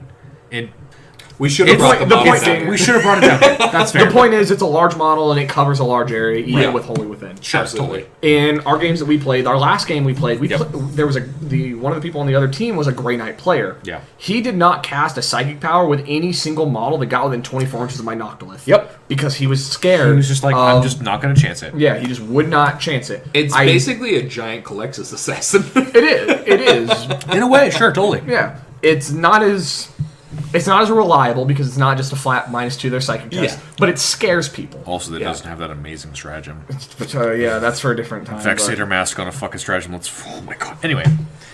I think the Noctilith. Oh my god. I think the Noctilith falls again into that area of this is very solid. I think it's neat enough to be tested because it does an important thing of keeping your cultists alive and making your psychic tests so much more consistent. Yep. Because imagine just getting Doombolt off whenever you want.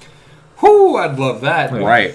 The only reason I think what you won't see this in competitive list is the detachment. It's thing. the It detachment takes up a detachment, and that's the only is reason. so hard to swing for a Yep. lot of armies. I don't know about Chaos because I don't play a lot of Chaos, but I think it could have, like I said, I think it could have a place in Thousand Suns if you're willing to not take the Supreme Command and you're willing to switch that out with Zangor and Lightning. Sure. Which is not much of a disadvantage. It's just the Zangor and Lightning themselves are not as great of characters. and even if you're doing hard competitive, like not solo faction, not Zangor and Lightning, Zangor Shamans. right? Even if you're not doing hard competitive, not doing solo faction like we are, I think you can take a demon battalion for your plague bearers. Yeah. You can take a battalion of T-Suns characters. You only get 3 instead of 5, but you then have access to stuff like Zangors or Tazongors, as they're called. No. No one calls them that. You just Stop can't it. read. You get access to Tazongors, as they're called.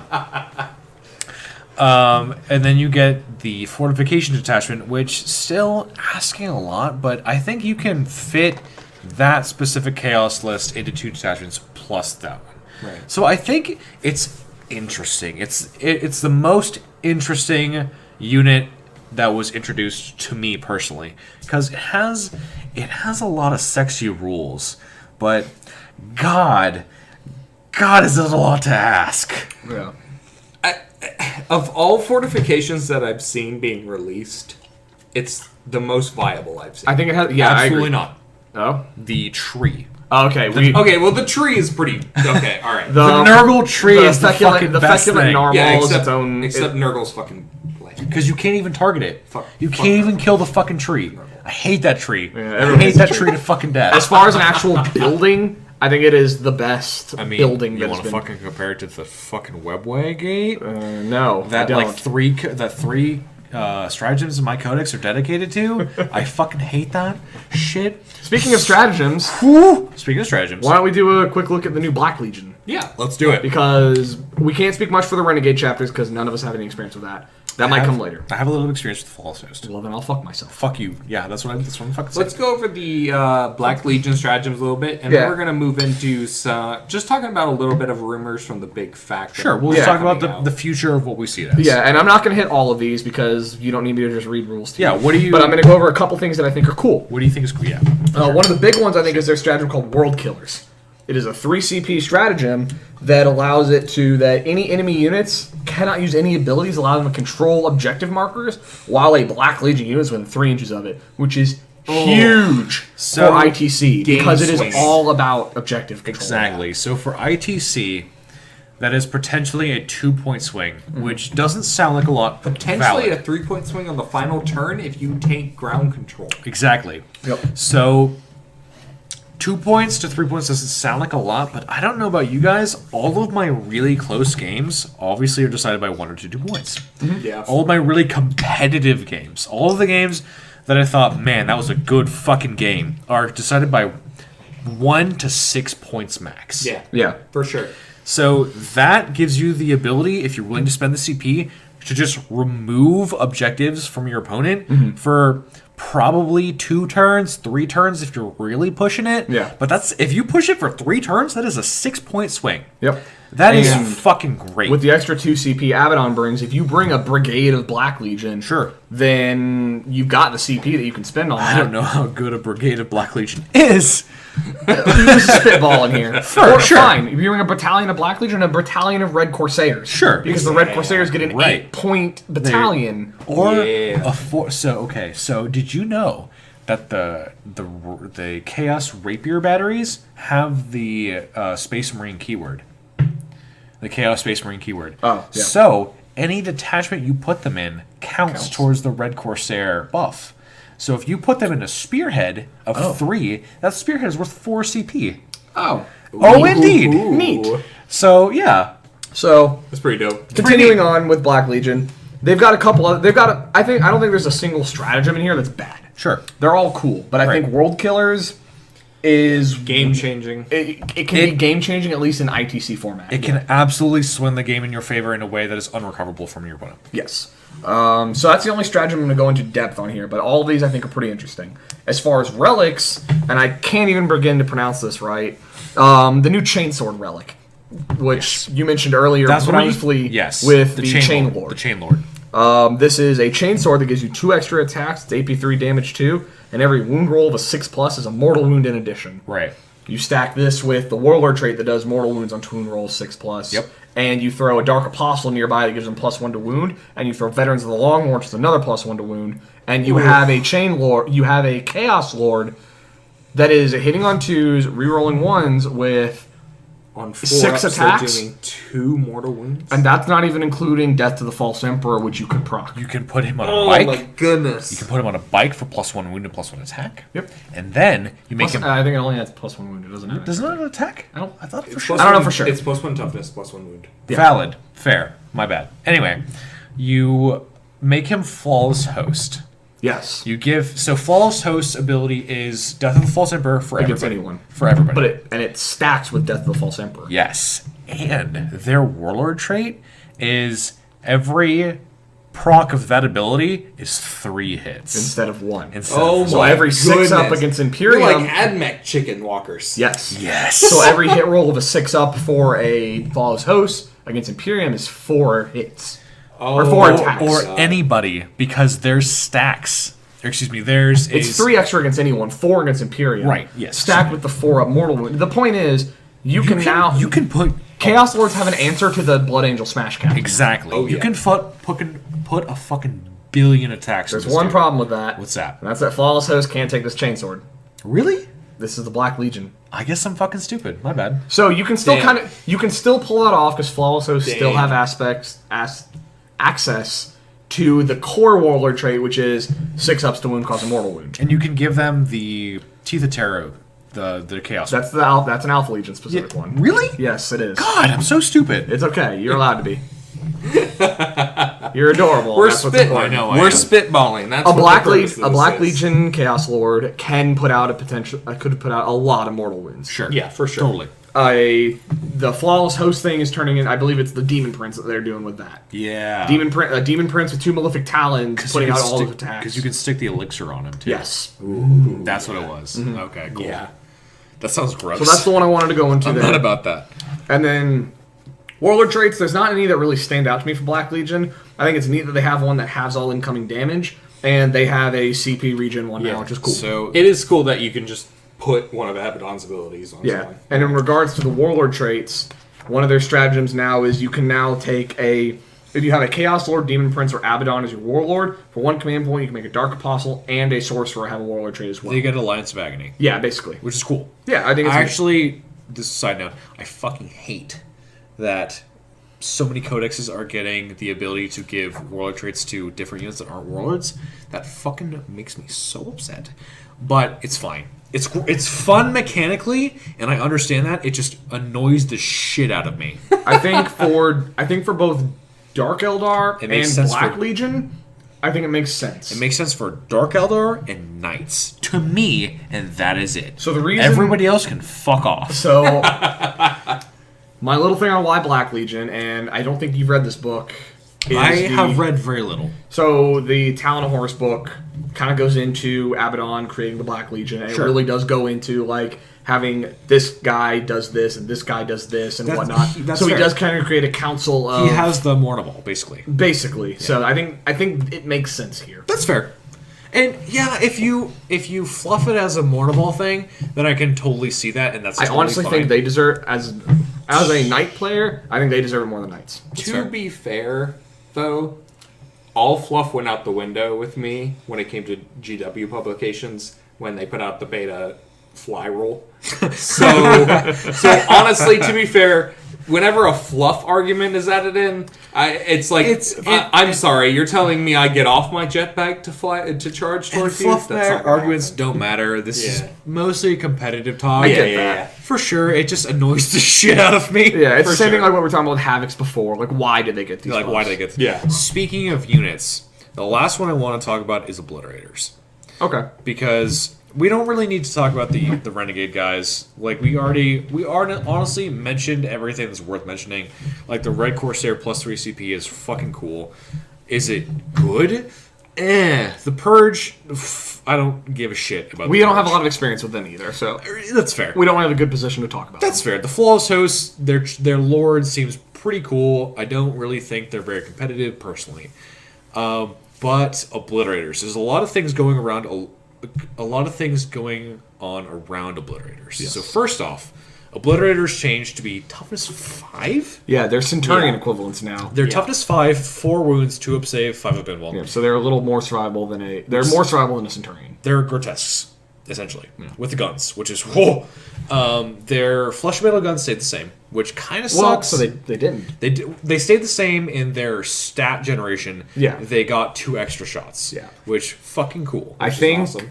so. As much as I want them to go back to just having a list of guns that they choose from, Yeah. I think adding the 2 extra shots made the randomized portion of them less of a detriment. Significantly more manageable. Yes. Absolutely. I still want the old generation table back. I don't really like this one. It's too many chances to fail. But we'll get into it. I can understand that, mostly just from viewing it. Sure. And playing against it. They like- kill the shit out of everything they look at. Yeah. Or they don't. Or they don't. actually, That's how most things in this game Yeah, work. They actually, either do or they like- don't. Like, every time I've seen Obliterators used, even if they roll the dreaded 1 damage, they kill the shit out of whatever they look at. yeah. In my experience, that Yeah. is just my So experience. to be fair, I don't know how much experience you had prior to the team tournament we did. a little bit. Mine were also supported by Abaddon, so they That's rerolled true. all failed wounds. I watched John, our teammate, versus Josh, our other teammate that we've been talking about. I watched a little bit of their game, or I heard a little bit of their game, and the Blitz came down and they murdered the shit out of 2 Plague Burst crawlers. I don't know how much experience you guys have against Plague Burst crawlers. Those dudes They're are tough fucking to remove. They're fairly tough. fucking bastards, is what they are. So they go to 6 shots per. Yep. That's cool. Great. I still don't like their flesh metal mechanic. Whatever. It's fine. Big thing surrounding them is how many points are they? Yeah. So right. Because there was that point increase, and then it there wasn't wasn't. the point increase. So in Shadow Spear, they are 115 115. points per boy. In the re-released Chaos Codex 2.0, whatever you want to call Yeah. it, they are back to 65 per boy. Yep. 65 per boy It's way too cheap. It's fucking broken. Yeah. That's crazy. Well, let's use this to roll into the big fact. Sure, Do totally. we expect that? Do we expect maybe an Obliterator increase? So if we want to talk about the FAQ, yes, I do expect the to clarify. Hey, use the Shadow Spear points on the Obliterator boys. Okay. Think maybe it was maybe a misprint or like a print earlier. I have not looked at Chaos Codex 2.0. I have heard from people. I'm on a lot of Discords that talk about Warhammer. Some of them are telling me that the Alpha Legion stratagem for Infiltrate, which was changed a year-ish ago, and Less than that. It was changed at the last. Is it Big Fact? Last Big 2.0? Fact, Is yeah. Big Fact So the 2. one in September. Yeah, it was changed from Infiltrate to 9-inch move to Old Infiltrate. Right. I don't know if that's true. I have not looked at the codex myself. That is what I've heard. It sounds to me like there's been a lot of copy-paste errors in this book because a blitz should not be 65 points. No, absolutely not. That is fucking crazy. Should they be over 100? I don't know about I that. don't agree with that either. I think we're going to see a nice midway around the 80s. I think they should be 90 points. I would like to see them. I personally think they're either going to go 65 or 115. I don't think they're going to make up a new number for it. I agree. No new number. I don't think agree. they'll make up a new one. I think that would be agree. a bit of a weird PR I think thing. 90, 95 would be solid for them. Yeah. 115 I don't think is overcost. I don't think it's not so expensive that they're not usable. I think they're still very good at 115 points. You used them at 115, didn't you? Didn't you turn it? No, because did not? RTOs have said they're using it at 65 for now. You're super right. So Can I you agree. imagine, though, taking 3 obliterators and having them taking up 345 I think they're still worth points? it because each obliterator is now twice as survivable as an old obliterator. I do agree that it is still worth it. They're twice as survivable, and they have half again the amount of shots each. It really sucks them being 115 if they end up being that, because we saw the same thing with Primaris Marines, where they came out as 20 points. Yeah. And then in the next fact, everyone was like, these are too fucking expensive. And they went down to, I think, 18 Yeah. and then now they're 16, something like that. Yeah, something like that. So I do think we will not only see an increase, but after that, or at the same time, I think we'll see another decrease down to a more manageable point level because these are new models. GW wants to sell them. I don't think that's malicious. I don't think that's a bad thing. I do think these units, especially in the Shadowspear box, because we haven't talked about the Marine side at all, I don't really think they're worth talking about. I don't really think any of the... I really don't think any of the models in that box, except maybe the Librarian, is any good. Yeah, I haven't considered using I them. disagree, but we can get into that later. Sure, totally. Maybe that's a different thing. Yeah, I think let's focus, Matt. What would maybe be your top 1 or 2 things that you wish could come out of the big fact that big things I want to come out of the fact. The biggest one is I want them to make knights. I want them to make the Castellan more balanced. yeah Personally, I don't think there's any point of the actual Castellan model itself that they'll do that will truly fix it. The problem, I firmly believe, is not with the Castellan itself. It is with the ease at which people can get CP to throw the Castellan through the roof. Because as I've talked about with a lot of people around here, what Including does us. it do? What? Including us. Yeah. What does it take to make the Castellan the murder machine it is? fucking It takes a warlord trait. It Yeah. takes a relic. It takes Order of Companions from House Raven. Yeah. If you really want to use it to its full potential, it takes Oathbreaker guidance systems as well to use the missile targeted I character. haven't used that since Ursa. Since they updated to 3, I haven't either. Yeah. And then if you, again, because of the random nature of the missile, you're probably going to use a CP. Meaning, to reroll damage. Meaning, your Castellan has spent 7 command points by the end of round 1. Yeah. A pure knight list cannot maintain that. It is horrifyingly CP heavy. You will get that once. Or it's your warlord, and it is your warlord and your free relic, and you've gotten 5 CP. Right. And if you do that, that means You can do the Turchin's max. Yep, you can do that 2 turns, absolutely max in a 2,000 point game. So what do you think would balance the Castellan better? I think changing the way CP is generated for your non-main faction. Okay. I think change that. I think Brood Brothers, the way they do Brood Brothers is a good starting point. I've seen a lot of rumors, and I know talking about rumors is generally pointless, but frankly, it's quite fun. Fair. So I would like to do it a little bit. One of the rumors I have heard is that every detachment you take that does not have your warlord in it does the Brood Brothers thing, gives you half CP. I am of 2 minds about this. One, I like having my CP.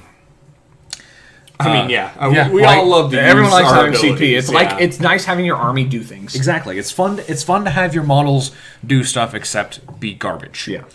Yeah, Space Marines. Exactly. On the second hand, have you ever worked with a foreign army?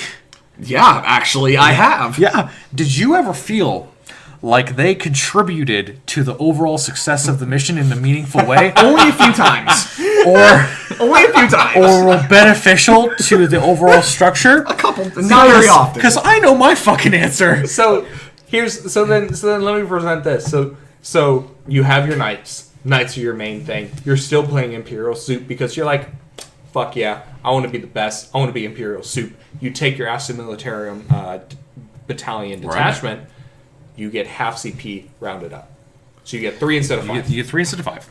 Okay, that is still so. In that regard, with the way my lists tend to run, I'm still working with 12 CP on that. Yeah. So All I did is I went from 14 to 12. But remember what you used to be working with. I used to be working with before this upgrade in CP, we used to be working with a lot less. Mm-hmm. For context, you take triple knights. Is your main I run list. 3 Titanic Knights because because every bit of CP is needed for Knights. They need it.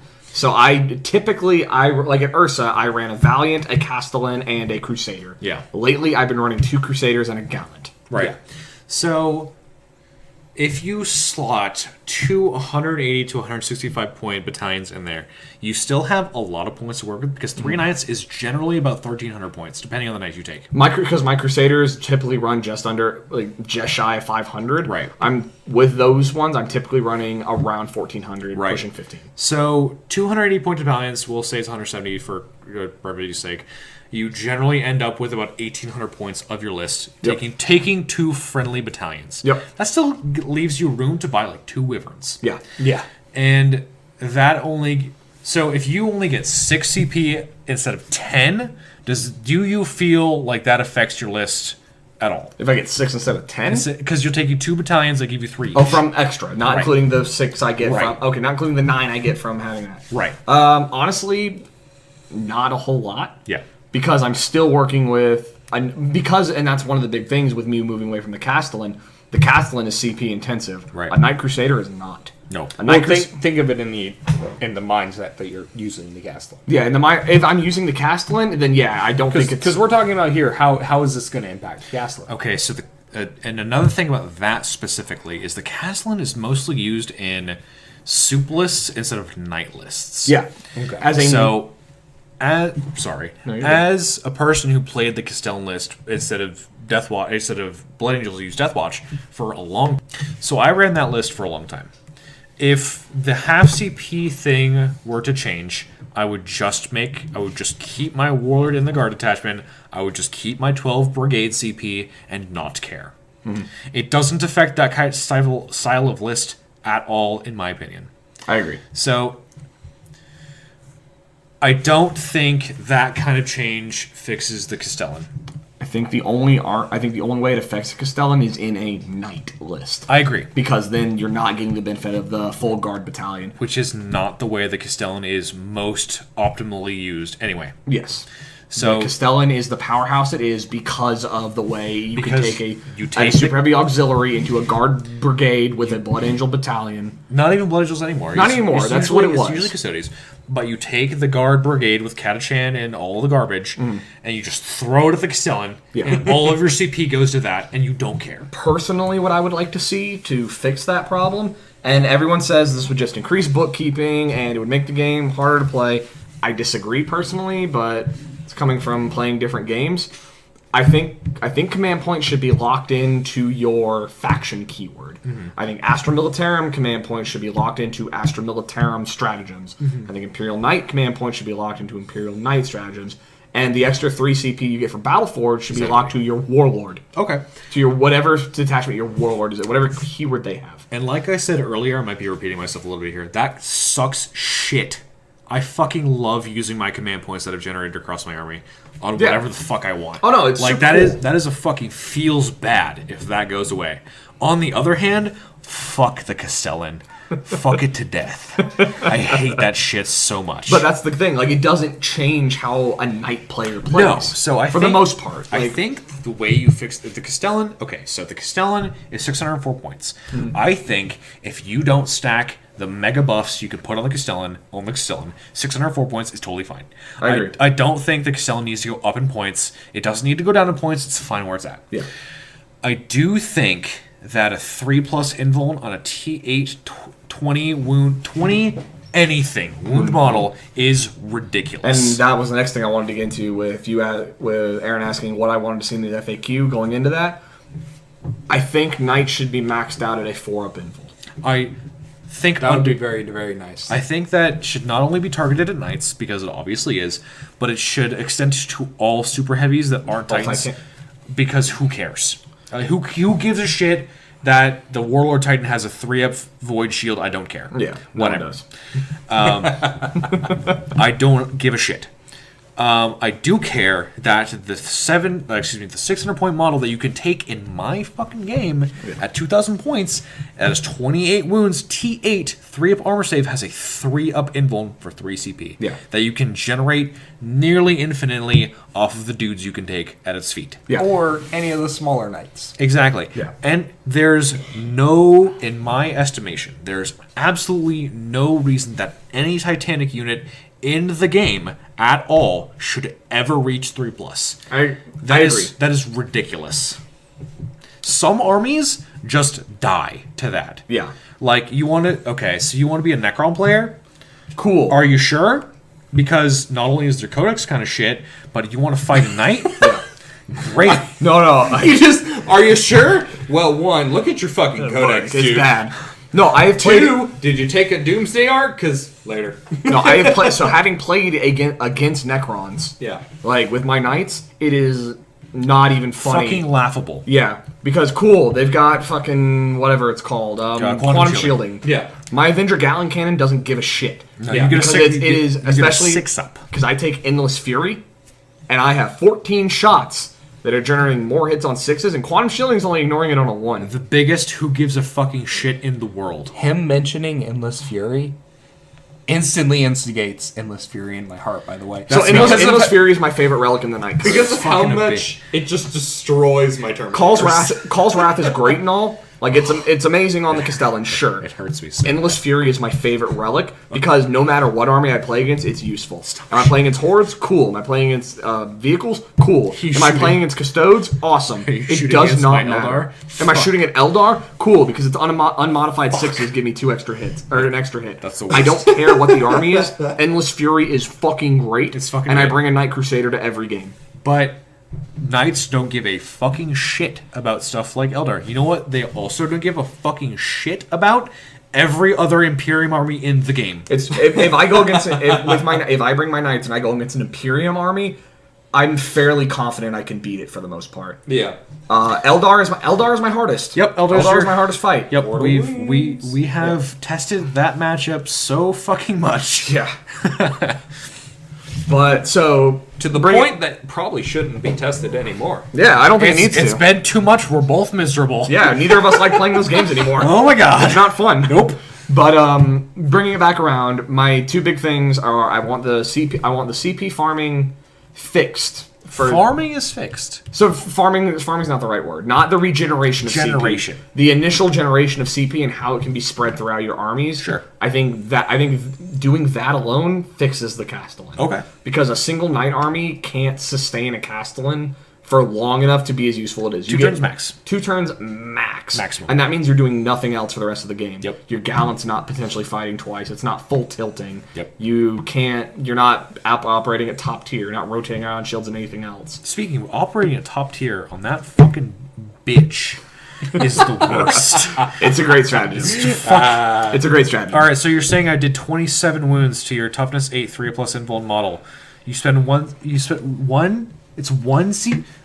It doesn't matter. Fuck shit. Yep. God, I hate my life. I think that could go up to 2. I think it should be 3 for Dominuses and 1 for everything. I'd be okay with that too. Cool. I think it either needs to be 2 for. I think it should be either 2 for everyone, or like a rotate on shields where it's 1 for Questoris and Armiger, 3 for Dominus. Sure, totally. That's fine too. Yeah. I would rather have it be 2. That's fair. That's fair. So let's move along to Taylor. Me. If you have any other not night related. Absolutely the fuck not. Everything is based around the knights. I want to just destroy the knights. I want the codex to not exist. What a Throw these models in the garbage. All of them. the big fact just says the Knight Codex never happened. It never happened. Throw all your models away. Don't talk about it. So, what I want to see from the FAQ. Give us like one or two things. Sure. Obviously, the Yunari White Dwarf is coming out next month. Yeah. That is super exciting because I could go fucking on and on about how much I hate that army that I play. Yeah. We could too. And that is that is the big unfortunate. So that's changing. That's awesome. That was taken off my list because of that. I really want to see the 4++ change. I don't want to see command point changes yet. I think we're honestly okay. And I think if knights are capped at a 4++, then suddenly units and armies that could not deal with them before now stand a chance. I said not night changes, then you went right to knights I don't give a shit. I want to complain about what I want to complain about. So I do want to throw something in on the Yunari, on the Eldar line as far as changes. Sure. And I want to see a change to Dark Reapers. Okay. And the change I want to see is not a points change because I honestly don't think they need that. Okay. What I want to see is a change to the unerring accuracy ability. Yep. Because currently they ignore moving for. They ignore all They penalties. ignore all penalties to hit. Yes. I want them to change what the Vindicare has, Okay. where if they stay still, Sure. they ignore all penalties. And to that hit. is totally reasonable, and I agree. Because right now, going off the Yunari thing, Dark Reapers have, which I'm sure people have seen. I'm sure everybody in the universe is aware. Yeah, Dark Reapers can hop out of cover, shoot at something again in the shooting phase because Eldar just do what they want whenever they want. Yep. And then fire and fade back into a building where they cannot be targeted. Yep. For 1 CP. Yes. Yeah, I ripped the Codex in half because of that. Yeah, I saw it. It was pretty crazy. I was there. It was amazing. But so Dark Reapers can effectively just not take part in the game except to do damage for 3 to 4 turns. And that is the biggest deal with Yunari, correct? Yeah. Is that they just don't give a shit. And this is mostly mid tables, also high table. If you tell me that the Yunari isn't like this at high tables, you are just a liar. Solid way to start off our show. Hey, listeners that don't agree with me, you're wrong. You're just a fucking liar. You're not wrong.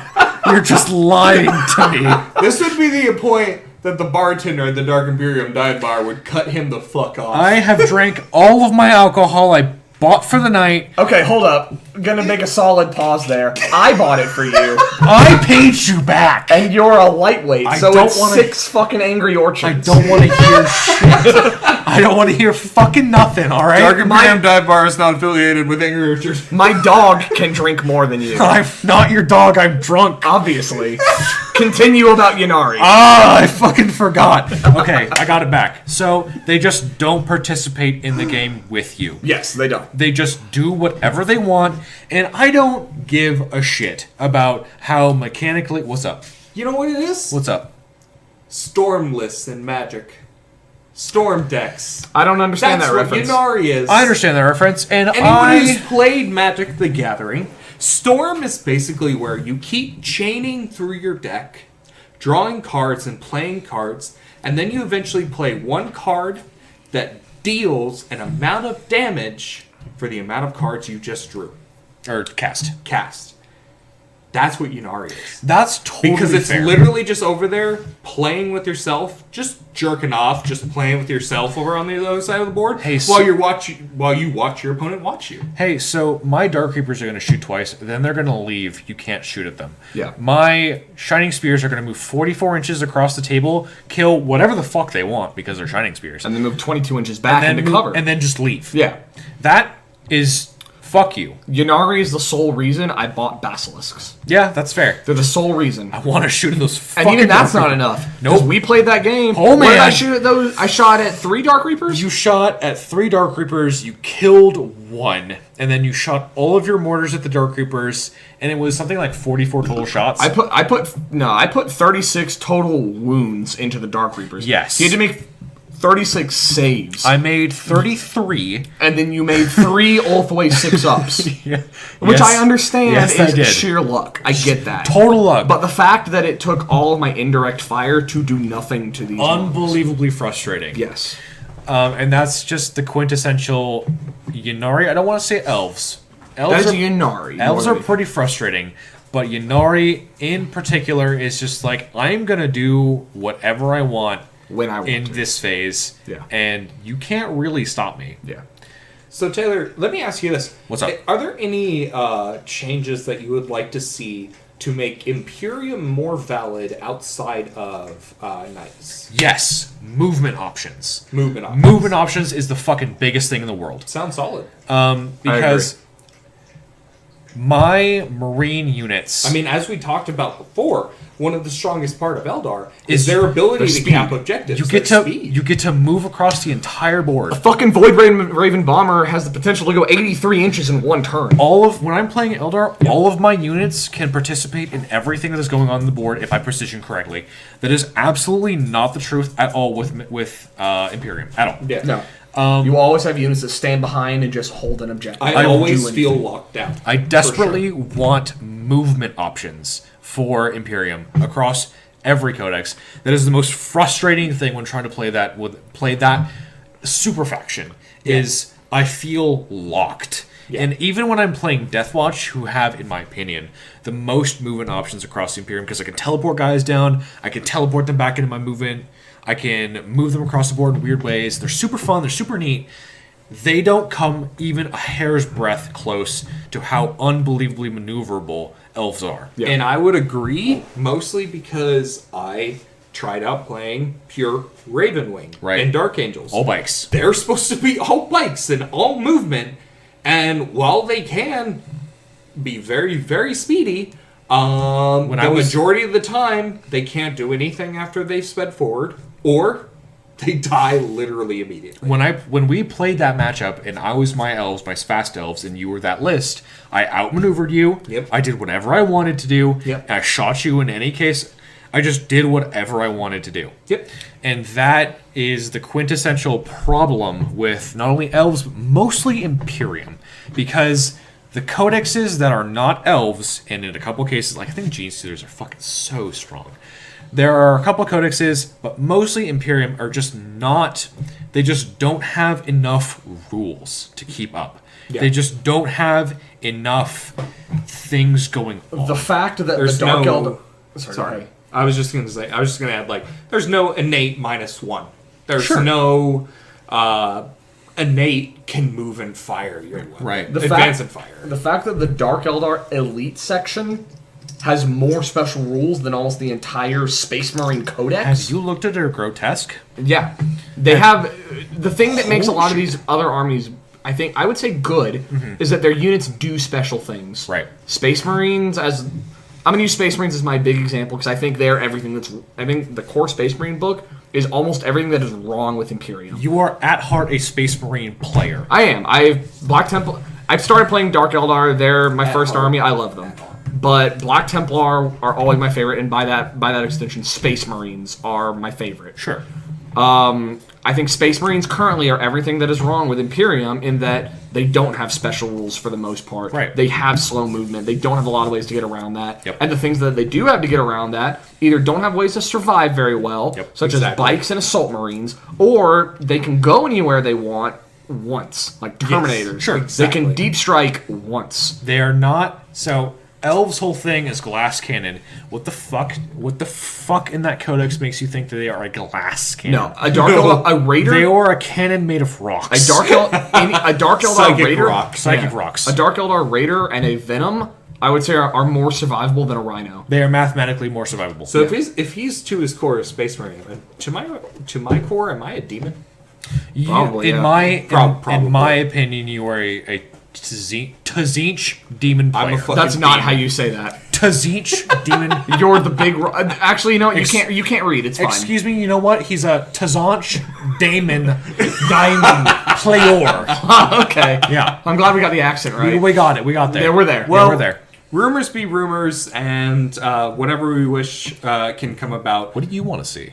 We didn't Yeah. ask you. What do you want to see? You know, I'm kind of in the same boat. I'm looking for some buffs that make Imperium a little more viable. I'm biased towards Dark Angels. I would like to see a reduction in the Ravenwing Dark Talon. I would like to see a reduction in the Ravenwing Dark Shroud, because both perform their roles pretty viably, but they're incredibly expensive. So forming a list and actually trying to encompass a bunch of viable roles with them is, oh my god, it's damn near impossible. I'm not gonna lie, all those buffs sound pretty selfish, Aaron. It's like you only want to talk about your army. It's like you only want your already do. Yeah, exactly. So, But really, in essence, that's what I'd like. I would like Space Marines to receive just kind of a wider range of buffs, because if I can take a bunch of Ravenwing bikers and say they have an innate -1 to hit like Eldar bikers do, Like, great. woo! I got about 36 bikes sitting in a drawer just waiting. one thing I do want to specify for everyone is we keep talking about these buffs for Imperium. We're not saying that Imperium is not one of the most powerful factions out there right now. it for absolutely sure is. It won The LVO. problem- It absolutely is. The problem being is that Imperium is absolute opposite ends of the spectrum. Yep. There are certain parts of Imperium that are the most competitive parts in this game, and there are other parts. I would argue the vast majority of Imperium units and armies are not even viable in a true competitive setting. We said this earlier. What do you fear as a Knight player coming from the Imperium that is not the top list? Literally nothing. Yeah. If I'm not going against a brigade of guard and a Castellan as a Knight player, I don't care for the most part. Like, sure, I still have to play the game not like an idiot. Sure. But for the most part, if I just play the game normally, I'm not scared of another Imperium Walk army. over everybody. Yeah. And that sucks shit. Yeah. The Imperium army, the competitive Imperium army is all different variations of the same thing. Pretty much. A lot of command points feeding a Castellan and some sort of heavy combat unit, whether it be Custodes, Jet Bikes Captains, or Blood Angel Smash Captains. Or Bulgrins. Or Bulgrins. Yep. It's something along those lines. And so when we talk about like these buffs that we want to see for Imperium, that doesn't mean we don't know that they're not very, very good right now. I just want to see we more want to units see played. Yeah, we want to see more. Imperium has so much to offer. It's the biggest It's faction fucking in this 60% game. of the game. Yeah. And you don't see any of it. You don't see Space Marine players that often in competitive settings. You don't even see normal guard players that often because you see them more than some others. There's literally Within our meta. There's literally one guard player here who is not me, and I used to play Pure Guard. I did. Yeah. There's one guard player who used to play Pure Guard and got sick of getting bodied, Yeah. so now he plays Soup. Yep. Yeah. And that's generally you only see Imperium soup. And that Do not see That- individual Imperium arms. sucks, but is a product of how the game is designed. I'm not saying that I want Pure to be as powerful or as amazing as Soup. That is just not going to happen. In any game design where you can take units that cover the weaknesses of the codex you are using, that is always going to be better. I just want the lesser used units, the niche units that everybody likes but nobody plays, like Land Raiders, like everything in the fucking Marine Codex, all that shit. More variety is always better, because you already have like a 67% win rate. Yeah. Some crazy shit like that. Yeah. That sucks ass. The Castellan list, when piloted by someone who isn't lower table, because obviously people in that list, they take the good list, they lose with it because they're bad. Everybody, Like me. Like me. Everybody who takes that list who isn't bad has like a 65-70% win rate. Granted, this is the last time I checked. It has been a little bit. Please don't take my word as gospel. I'm not trying to be definitive. None of us believe you. Right, I'm a liar. That's valid. Good. And that is just unfortunate. I want to see fucking sisters on top tables. I want to see cool AdMech lists on top tables. Stuff like that. Like So hopefully, this Best in Faction will be this best effect exchange will be the thing that incites exactly. I'm really hoping the best. Yeah, I'm really hoping it'll bring more people to go along that sort of line. Yeah, absolutely. Just new lists, new meta, new things happening in our game that we all obviously love a shitload. Yeah. If we didn't like this game, we probably wouldn't be making this. Probably wouldn't be No, here. You no. probably wouldn't be listening to it for the 5 people that are. So I think that's just gonna end our session for today. Sure. Yeah. Guys, this was awesome. Thank you for listening. If you've hung out for all the time hearing us If ramble. you're still here, I'm sorry. If you're still here, I really appreciate it, and I'm really sorry. So We're gonna try to make this a bi-weekly thing. Yeah, 2 weeks, every 2 weeks. Yeah, so we would have plenty to talk about in terms of news and in terms of what we have developed. But yeah. you don't have to go home, but you can't stay here. I have to go home. Shut up. It's late. Amber misses me. Okay. All right. Well, I've been Aaron. Thank you for listening. I've been Taylor. I guess I was Matt. I'm not anymore. All right. Have a good time.